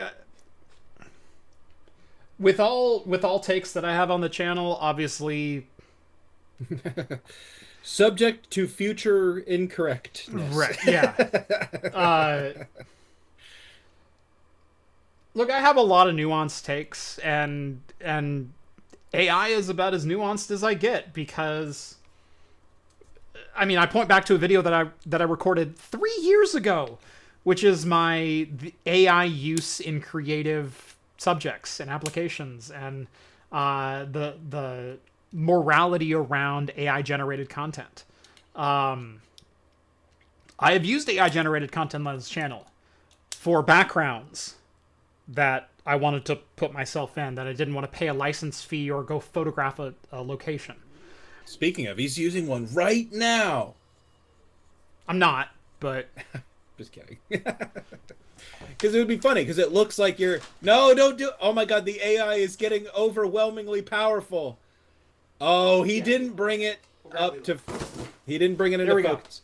Damn it. Here we go. I'm holding Leela. Look, Leela's not in the background anymore. No, she doesn't have any fingers. Even worse. Yeah, but I have a Leela, and she's real. Okay. This AI is getting very advanced. Yeah. Okay. On camera the whole time. I'm gonna put her back. He didn't like that one. He didn't like that one. Okay. I think Jeff is AI now. I hate that I have to go through that level to prove. Yeah. Meanwhile, I look more like I'm in an AI generated room than you do. Yeah, those walls make no sense. Only one eye, clearly AI. One eye and no fingers. Right, right. What about Zoidberg? I wasn't sure right off if Zoidberg was on camera. He is. He's right there. Well, you grabbed him, and at first you didn't bring him into focus, and I was like, "Boo! That's fake." Yeah, I'm yeah. like, see, you didn't even bring it into focus. Yeah. I thought about that. I couldn't hear you because my audio's in here, and I'm like, if I don't bring it up to the camera, then I just nullified everything. So, where did Jeff get the Yocto doll?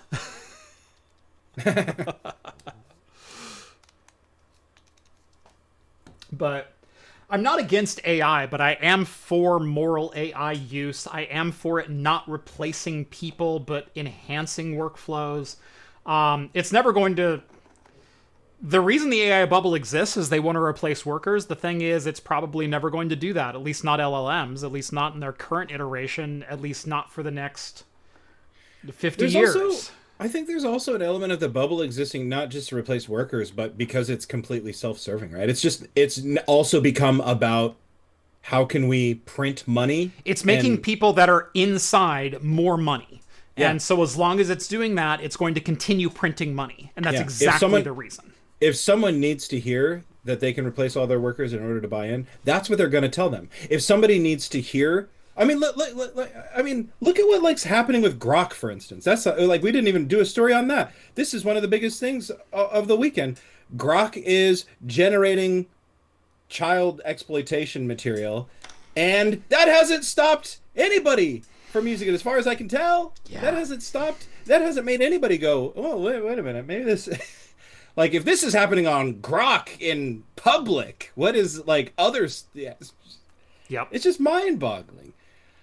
I mean, the thing, and to my point, it's like people are going to hear whatever they need to hear to buy in, because it's all about printing money, getting your bag, and leaving. The bubble can burst, and everybody's life can be in tatters, but a few shareholders made as much money as humanly possible. Yep. I mean, you look at the charts, Nvidia is literally basically paying itself to have other companies take their products. Yep. If that's not like the definition of just like financial fuckery, I don't know what is, you know? Nvidia paying OpenAI $15 billion to build a data center with nothing but Nvidia GPUs Yeah. to run OpenAI. Okay. Brandon says, there's actually a lot of ethical dilemmas about that Grok thing. Yeah! That's why I brought it up. It's like, at this point, it's like if you still have a Twitter, or if you still use Twitter, you know, you got to be really looking at yourself in the mirror and being like, what am I doing here? I know a lot of people have held on to it because it's like there's a lot of privacy concerns with letting your handle be taken over by something or somebody. And, and all that type of thing. And so there's lots of like gray area, but you know, there are a ton of like public figures, government officials and journalists and people who are supposed to have like a high degree of like public trust, that like that's their online presence. Yeah. X.com, the everything app. And when we say everything, we mean it. Yeah. I keep logged in, but I have not used Twitter in a year and a half, maybe even more. And I went so far as over a year ago, I suspended my Starlink account. And that's difficult because Starlink is the only affordable satellite internet provider. And I only have one ISP in my area. And because I do this live show, I wanted a backup.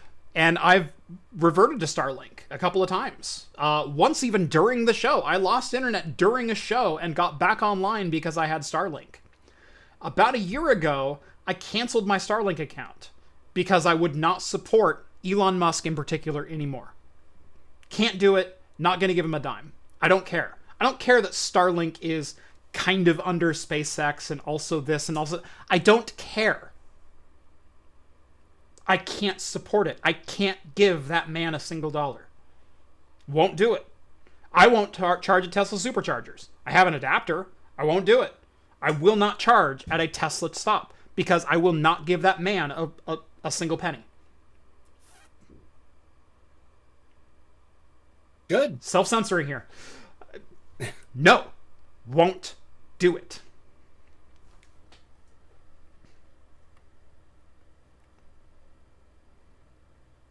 And you know what? Starlink was a good service. Still is a good service. Wish I could keep it. Can't. Won't even sell the hardware. Because someone would activate it and then give him money. Won't do it. It's still on my roof. It's mounted to my roof. It's sitting there. It's not plugged in.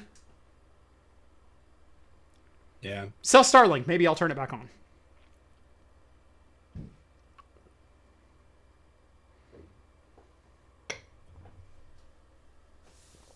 So anyway, all that being said, one news story that has made me feel marginally less gaslit than Yes. any other story is the Dell one, which, you know, we're skipping over a lot of stories in the notes here. I'm not, my hand's not even on my mouse. I had that one queued up because I wanted to talk about it next. It's like we have been living under a perpetual haze of gaslighting for the last year straight if you live on the United States of America. Yep. And it is finally nice. Live on it is a great turn of phrase. That was completely unintentional, but also accurate. Yeah. Are we in it or on it, Jeff? You get to choose. Yeah. I'm on it for the ride. Jeff, you've looked into 5G home internet yet? That might be an option. I live in a black hole of cellular connectivity. I do not have cell connectivity at my house if I do not have Wi-Fi enabled. I can only receive phone calls if I'm on the Wi-Fi because I have Wi-Fi calling. It doesn't work here. It works kind of up in my living room. I will get like a half a bar. I can browse the internet at a blistering 300 kilobit. That's about all I get. Only in the living room and maybe at the window of this office. That's it. In fact, if I grab my phone right now, no service. Google Fi. No service. But Dell opened their 2026 invite by saying, we're not going to talk about AI. We're going to talk about consumer products. Yay! Thank you! Thank you! I love you. Thank you. Yeah. The fact that this not only got an article on PC Gamer, but that I'm also talking about it, they didn't hardly talk about anything at their event. They go, yeah, we're gonna reintroduce XPS, which is awesome. XPS being their semi-professional high-end workstation, high-end consumer line of products. I appreciate that. They're bringing back their XPS laptop brand, which is awesome. But that was about it. They simply said, we're entering 2026 with a memory shortage, and that's pretty significant. And everyone's talking about AI, and we're not going to talk about AI because, quite frankly, no one's buying it, and we don't care either. Yeah. You know, they kind of clarify. It's like, it's not like we don't care about the AI stuff. It's just like, obviously, the consumers don't. So these products should not talk about them or focus on them or deal with them. Do you know why they had to phrase it that way? Probably because of some partnership that they have with somebody. Microsoft. Yeah, of course. Microsoft went as far as to reallocate an ANSI key to be a CoPilot key on the DOS keyboard. So now your left Windows key is a Windows key, and your right Windows key is a CoPilot key.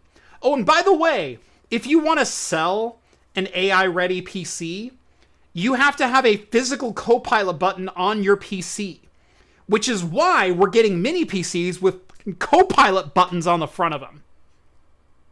That is a requirement from Microsoft to be able to sell Windows on a PC that has an NPU or a graphics card. That is a hard, fast requirement for Microsoft themselves. And we wonder why interest in Linux has never been higher. Yep. That's why. I had no idea. I was like, oh yeah, you know, of course, they're just showing their ass a little bit. Oh no, that is a Microsoft mandate that Dell has to care about AI. Oh my god. If you sell a Windows PC that has an NPU or a graphics card, you must include a CoPilot button of some kind. That includes a PC that doesn't even have a keyboard, which is why many PCs with Windows licenses, if you want that Windows license, you have to put a CoPilot button on it, which is why PCs now have CoPilot buttons. It's so they can sell them with Windows. That's how delusional Microsoft is at this point. Microsoft is so delusional that they're saying, please stop calling it Slop. It's not AI Slop. It's the future of computing. Please stop calling it Slop. It's not.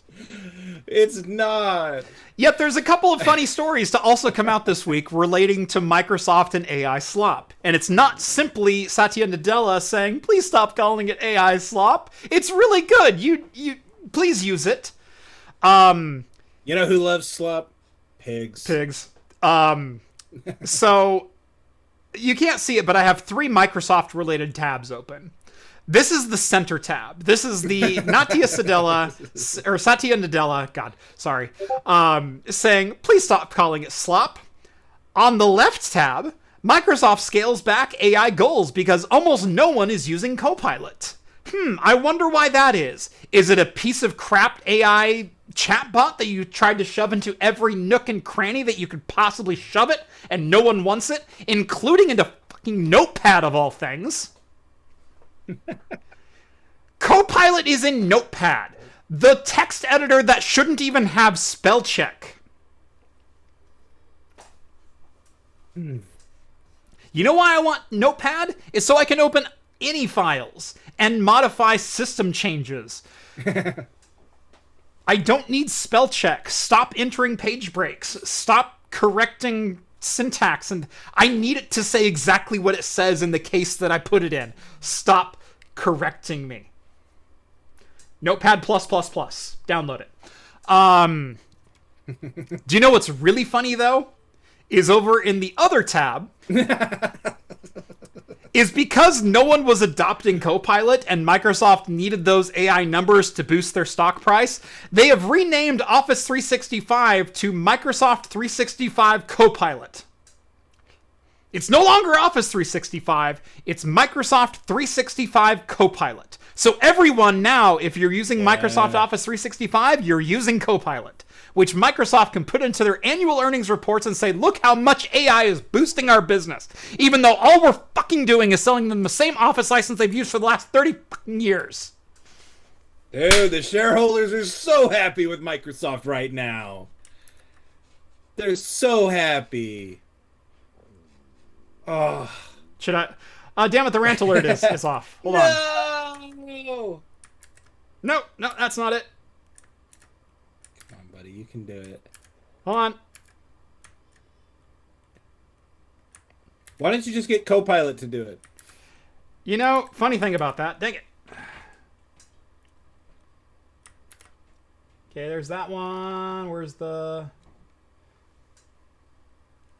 You've really punctuated your I really did, yeah. I don't know why that one's broken. It was working earlier. Oh. Yeah. We did have a rant alert, though. Yeah. I think it's because they're trying to shut us down. They've sent ghosts through the pipes to really stop you from evoking how ridiculous they are. Yeah. Anyway, yeah. Cool. I got my 2 F-bombs in on that one. And not just a rant, a valid response. Yeah. Yeah. That's Microsoft's AI plan, is deliver AI until they can claim that they're making money off AI, even though all they're doing is putting AI into products and no one is using the AI in those specific products.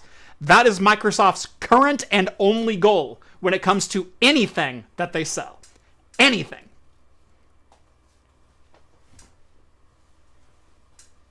And with that, we do have a super chat from Danvera. Oh, do we?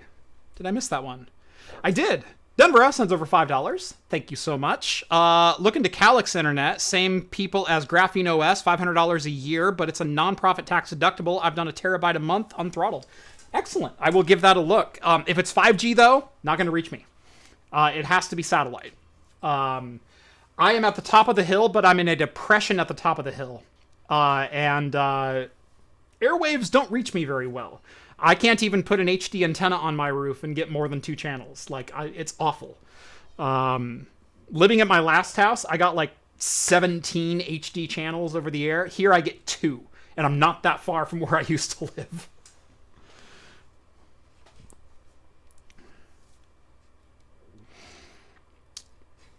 Yeah. Bring back Microsoft Bob? Heck, even Clippy would be an improvement.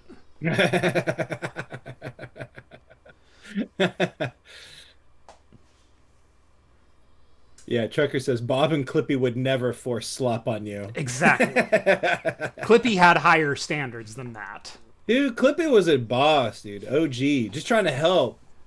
At least Clippy was trained with relevant questions and data sets.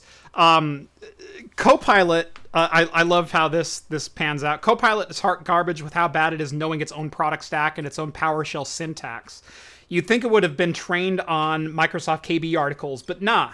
I love how it just makes up commands that don't even exist. I've experienced that too. Like, PowerShell is a thing. PowerShell is a thing with a whole database and knowledge base around how to use PowerShell, what is a command, what isn't a command, what is the syntax for these commands. It's all very documented and, in fact, open source. And yet, CoPilot hasn't been trained specifically on PowerShell. And so it just makes shit up. Ask it to write you a PowerShell script, and it will fail. Microsoft's own tool fails at building PowerShell scripts. It's insane. The one thing it should be better at than me, and it's not.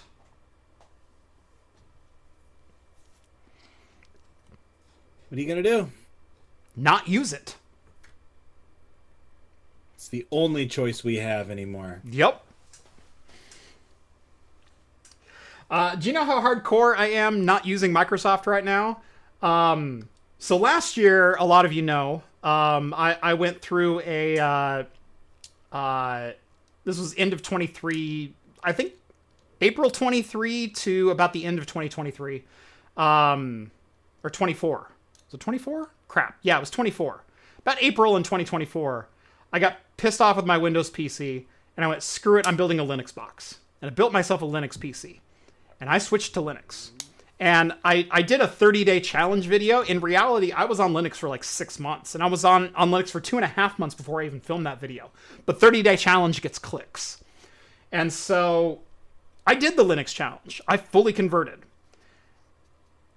And I ran it for about 6 months until the bugs that were breaking my daily workflow stacked up to the point that I got fed up with Linux and I went back to Windows. Because at the end of the day, DaVinci Resolve, OBS, and a handful of other programs have to work. Period. End of discussion. I have work to do. They have to function.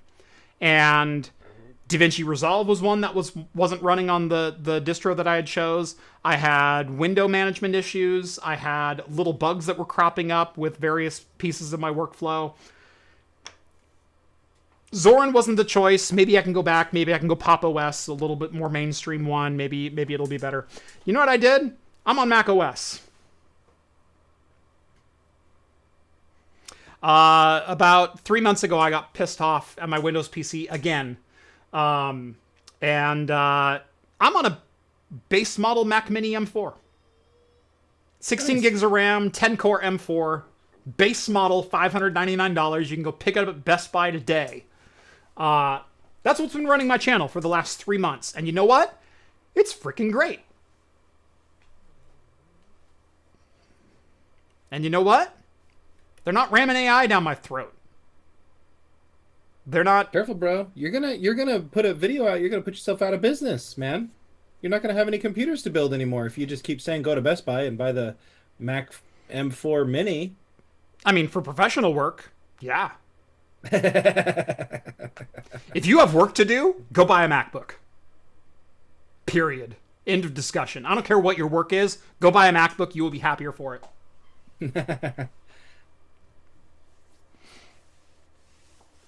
Yeah, Mac OS is the happy medium for me. Linux for gaming and tinkering. Yeah, I run Mac OS here in my office. I do have a Windows PC over here, but I'm looking at probably going Pop OS or Zorin. Maybe even Bazite, since it's just a gaming PC. And then our PCs upstairs, I'm also looking at going full Linux. I'm looking at kicking Microsoft to the curb in total in my house. And being done with Windows 11. I'm so tired of it. Good for you. Mac is just don't play games. Yeah, Mac is expensive. Mac is expensive until you consider TCO. Mac wasn't even expensive. This Mac Mini was $599. It has a $100 docking station on top of it, which also grants me an M.2 port, and additional USB-A ports, and a card reader, which is fantastic. I then also have a Thunderbolt dock, which has my DeckLink 4K capture card, as well as 10 gigabit Ethernet.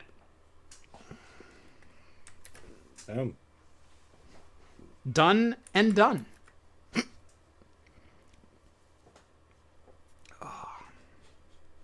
Oh yeah.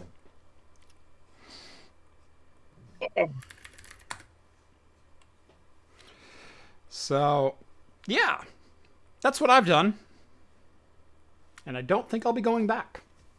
That's the way to do it. Yeah. Say goodbye. Begin diversifying now so that you aren't taken surprise when they finally cross the bridge too far. Right.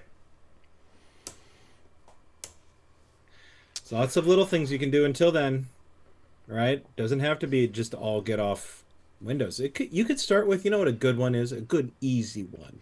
And as Yocto points out, the Mac Mini didn't even cost me $5.99. No, this was donated by Yolo Colo. So nice. Yeah. So thank you, Zach. Thank you to 01 Technology for the gift of Mac Mini. Perfect.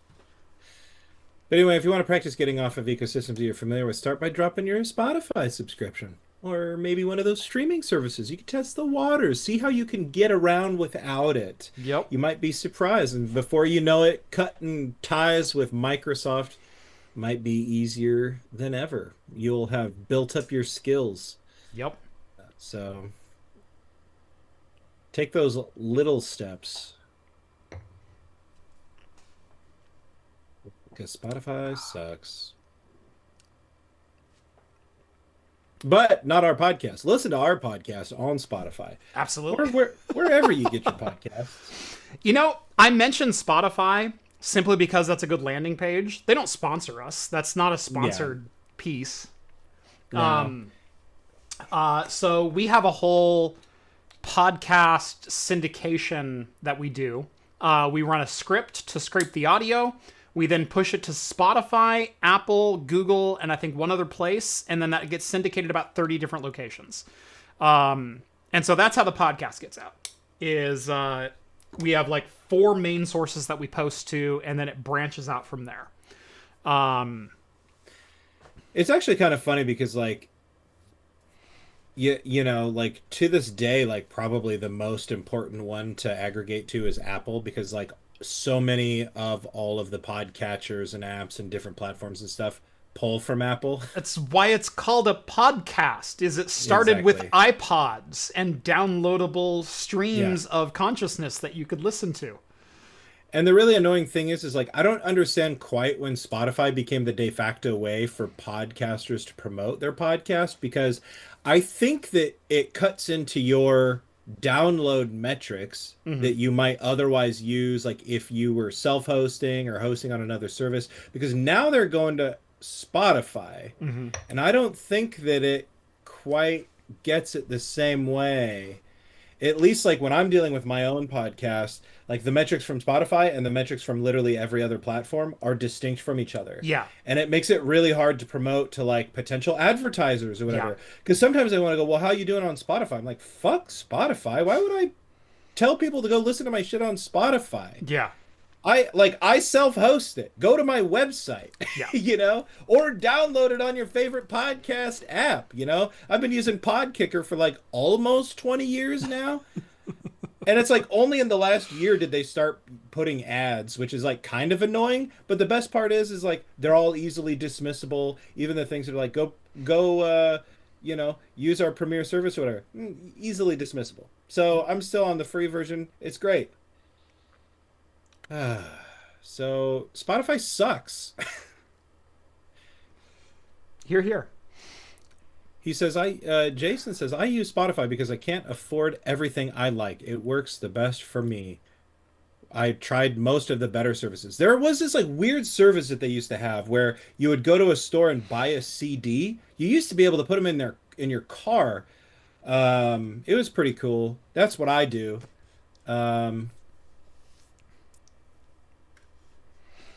That sounds really arrogant. I didn't mean it that way. I'm just very, very passionate about the fact that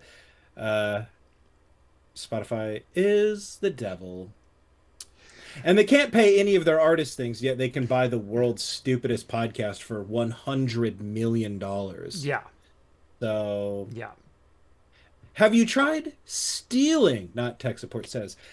There was a really great album called Steal This Album. And yeah, you were expected to walk into Best Buy and steal it. Yeah. And if you listen to it after paying money for it, an angel would lose its wings. That's right. That's right. So... Maritrunks says, Kraft, I have a question for you. I have an RTX 3060 and I'm getting random solid color screens when the GPU is under load. I'm thinking it has something to do with VRAM. Can I limit VRAM? It could be VRAM. It could be your card crashing because of overheating. It could be GPUs have multiple failure modes. A solid color screen, if it's a solid color and the system locks, that might be VRAM. If it's a solid color and game audio is still ongoing, that might be a raster engine issue. That might be a thermal issue. There's a million different things that could possibly be. You can't really limit the VRAM because that's not how that works. It's not like it used 8.2 gigabytes and when it hit 8.2, that 0.2 was the faulty one and so then it just dies. That's not how that works. VRAM allocation allocates random sectors of video memory, and that's pretty dynamic. If you're getting it under load, my first thought would be thermals. That's a 4 or 5-year-old card at this point. I would carefully take it apart, repaste it, maybe get new thermal pads for your VRAM. Put on a good thermal paste, maybe even spring for some PTM 7950. You can get it on Amazon or LTT Store, and use that for your GPU core. Clean out your cooler and put it all back together. That's where I would start. Is oftentimes when an older card starts to crash, it's just degrading thermally. And so give it a nip and a tuck and a little bit of a refurb, make it look like new and see if it performs better. If it still crashes after that, then I would dive into possible hardware failure, possible undervolting. Like maybe it's degraded to a point where it's trying to boost to a point that it can't boost anymore. You know what? Take 5% out of the power curve and see if that works for you. You're never going to notice 5% on the performance metrics, but when was it 4000 series that launched that had all of the, I think it was 4000 series, that we were going off, even looking into the different capacitors that were on the back of a GPU, going, oh, this manufacturer used this type of capacitors. It's got to be that. Turns out Nvidia had their boost curve set like 1 or 2 steps too aggressive and taking 30 megahertz out of the boost clock fixed the issue. And maybe it's that. And especially if you have a thermal issue, that could also be rearing its head there. So start with thermals, work your way down.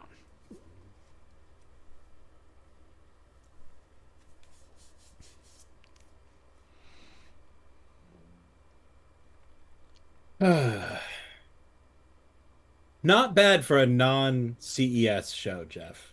Yeah. I think we did We're not even there. the off-Broadway CES pretty well. Yeah. You know? I think so. Got in some good shots where needed. Yeah. Oh, yeah. 100%. And thanks to Adam, it was like we were there anyways. Mm-hmm. I mean, that's the power of the Meta glasses.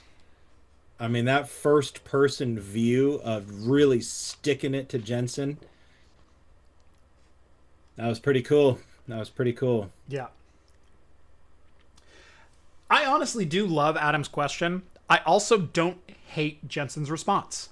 Again, looking at this objectively. Because,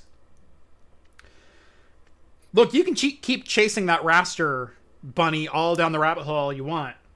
If there's a better way, more efficient way to raster graphics to get a better result, or to get the same result but 3 times faster, why wouldn't we chase that? And that's exactly what is being experimented with right now when it comes to AI graphics. Being frame gen, and even deeper game dev tools like LLM integration, auto automation,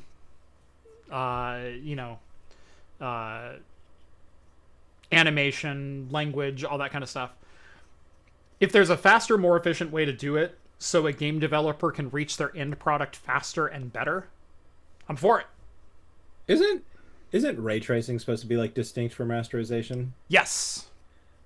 And isn't it kind of funny, like we in almost every game are in a hybrid rasterization mode.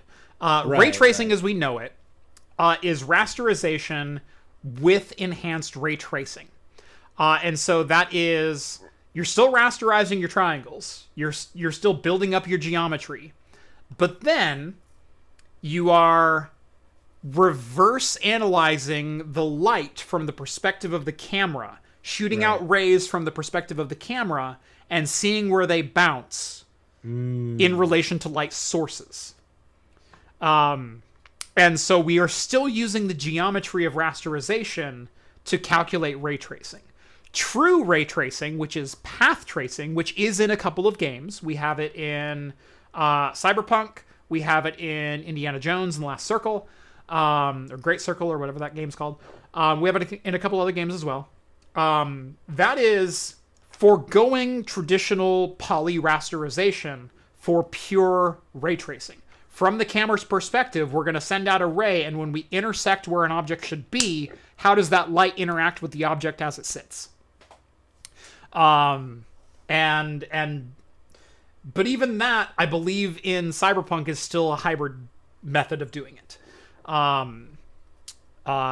I pointed out with when I did my 5090 review of shadows lagging behind the rastered image, where a person stepping on a sidewalk and then lifting their foot off the sidewalk would leave a shadow of their footprint on the sidewalk for 3 or 4 or 5 frames after that foot had been lifted, even though it clearly shouldn't have still been there.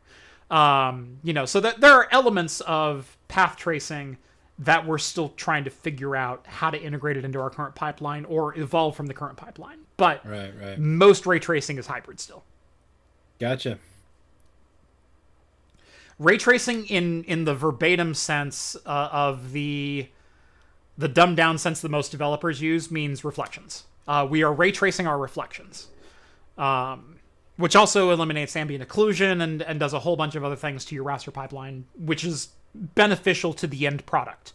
But yeah, still hybrid.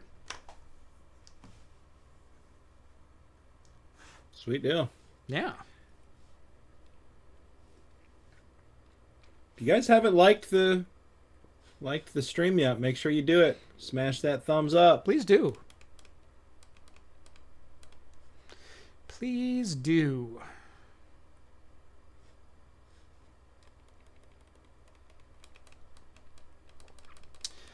Let's see.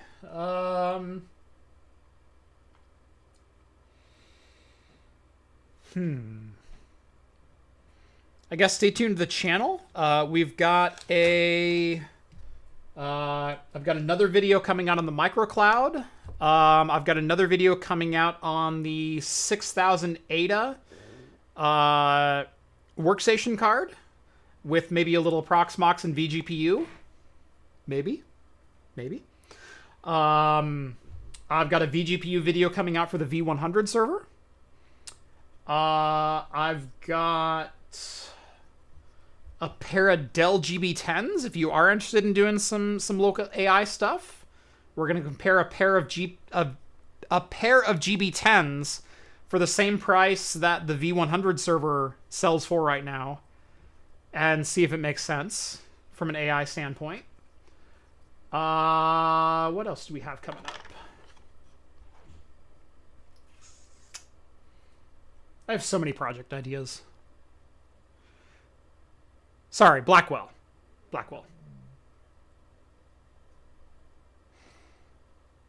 Not Ada, Blackwell. The 6000 Blackwell.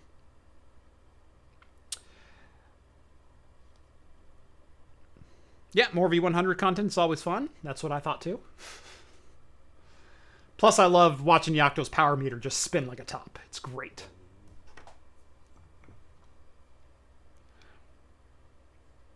You know, it's better than running your own home lab? Running your home lab in someone else's power grid.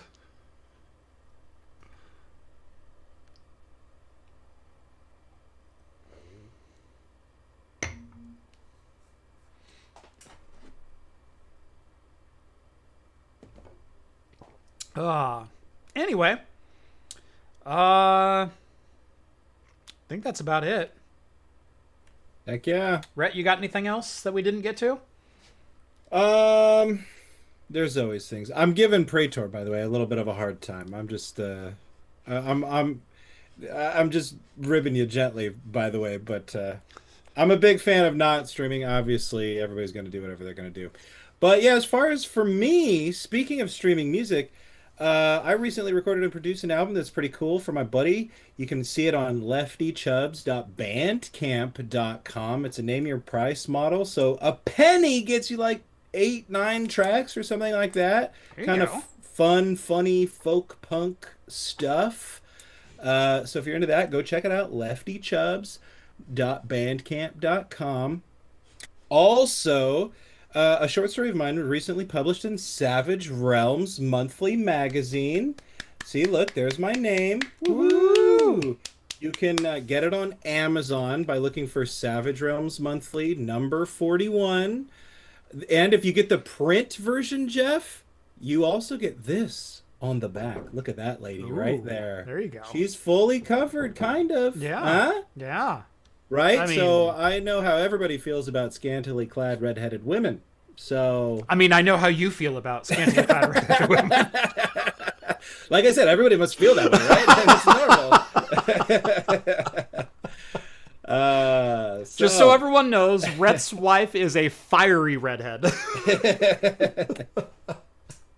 So yeah, those are the. So maybe he's biased in this.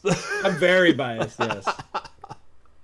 So those are the two things that I've been doing lately. So check those out if you're inclined. Otherwise, I'll be back here when next my turn. Excellent. You know? Cool.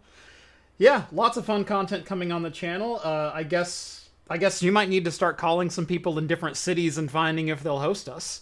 Oh, there we go. Yeah, there we go. Maybe that's how we put you to work these next couple of months, trying to figure out the next sponsored gig, and maybe we get a Scrapyard Wars together. Maybe we get Luke to come down to Seattle and be a guest judge. Maybe that could be. There you go. Yeah, we do not too far. Yeah, we do the four of us, and we have Jill Telling and Luke do the judging, and then the rest of us are off doing Scrapyard War stuff. I think that could be a fun little tangent. It just depends on if he's feeling up to our video ideas after the last ones that we put him through at Computex. Did I don't know that ever got released. No, like Ian sent out like the clip and he's like, "Isn't this funny?" And I laughed. I thought it was great, and then it never saw the light of day. Yeah. I don't know if it was a sponsor didn't get approved because there was a sponsor spot in there, and I don't know if they kiboshed it or what. I need to talk to Ian. I'm gonna give him a call and find out where that's at. You know what? It's still like there's still like a Discord chat room for that. You know, you could just be like, "What happened to this?" Right. Yeah, need to find out what happened to our not whose line is it anyway sketch that we put on at Computex. Yeah, it's right here. I got it. But I can't be the one to say anything. Right. Like, it's just little old random me in this chat room with, you know, people who are busy. Yeah. But no, I think a remote scrapyard wars could be a heck of a lot of fun. And like I said, I think reaching out to LTT is the right move. You know, hey, do you guys want to be involved? If not, would you guys give your blessing? Do we call it something else? Like, what do we call it? You know, we can do the content regardless, but it's like, do we have your blessing to use the name, or do we change the name to be something else and follow a different system so it's not completely... But ignoring the elephant in the room that they came first would be abhorrent. That's not the right way to go. And Rev says Ian should join us for crabs. Ian's joined us for crabs a couple of times. We gave Ian crabs successfully. Nice. So yeah, sweet deal. Well, it was a great stream as always. CES was a blessing and a curse to the news. Yep. You know, it flooded us with so many stories. We didn't even get to them all, but we got to some good ones. So that's what counts. Junk lawn battles. I still think e-waste wars could be something, you know? Yeah. But then people are going to be like, e-waste means stuff that's no good anymore. You throw it away. Where do you think I get half my stuff? Why do you think an 8-node server was $400? Yeah. So, all right. Well, wait. That's going to do it for episode 415 of Talking Heads here on Craft Computing. Join us every Wednesday night at 6 p.m. Pacific time for the latest in beer and tech news right here on YouTube. Drop this video a like, subscribe to the channel if you haven't done so already. Follow me on Bluesky at Craft Computing. Follow Rett is Awesome on Bluesky as well for daily shenanigans. A lot of cool content, a lot of fun stuff going around. And I guess as always, we'll see you next week. Happy New Year, everyone. Cheers. Cheers.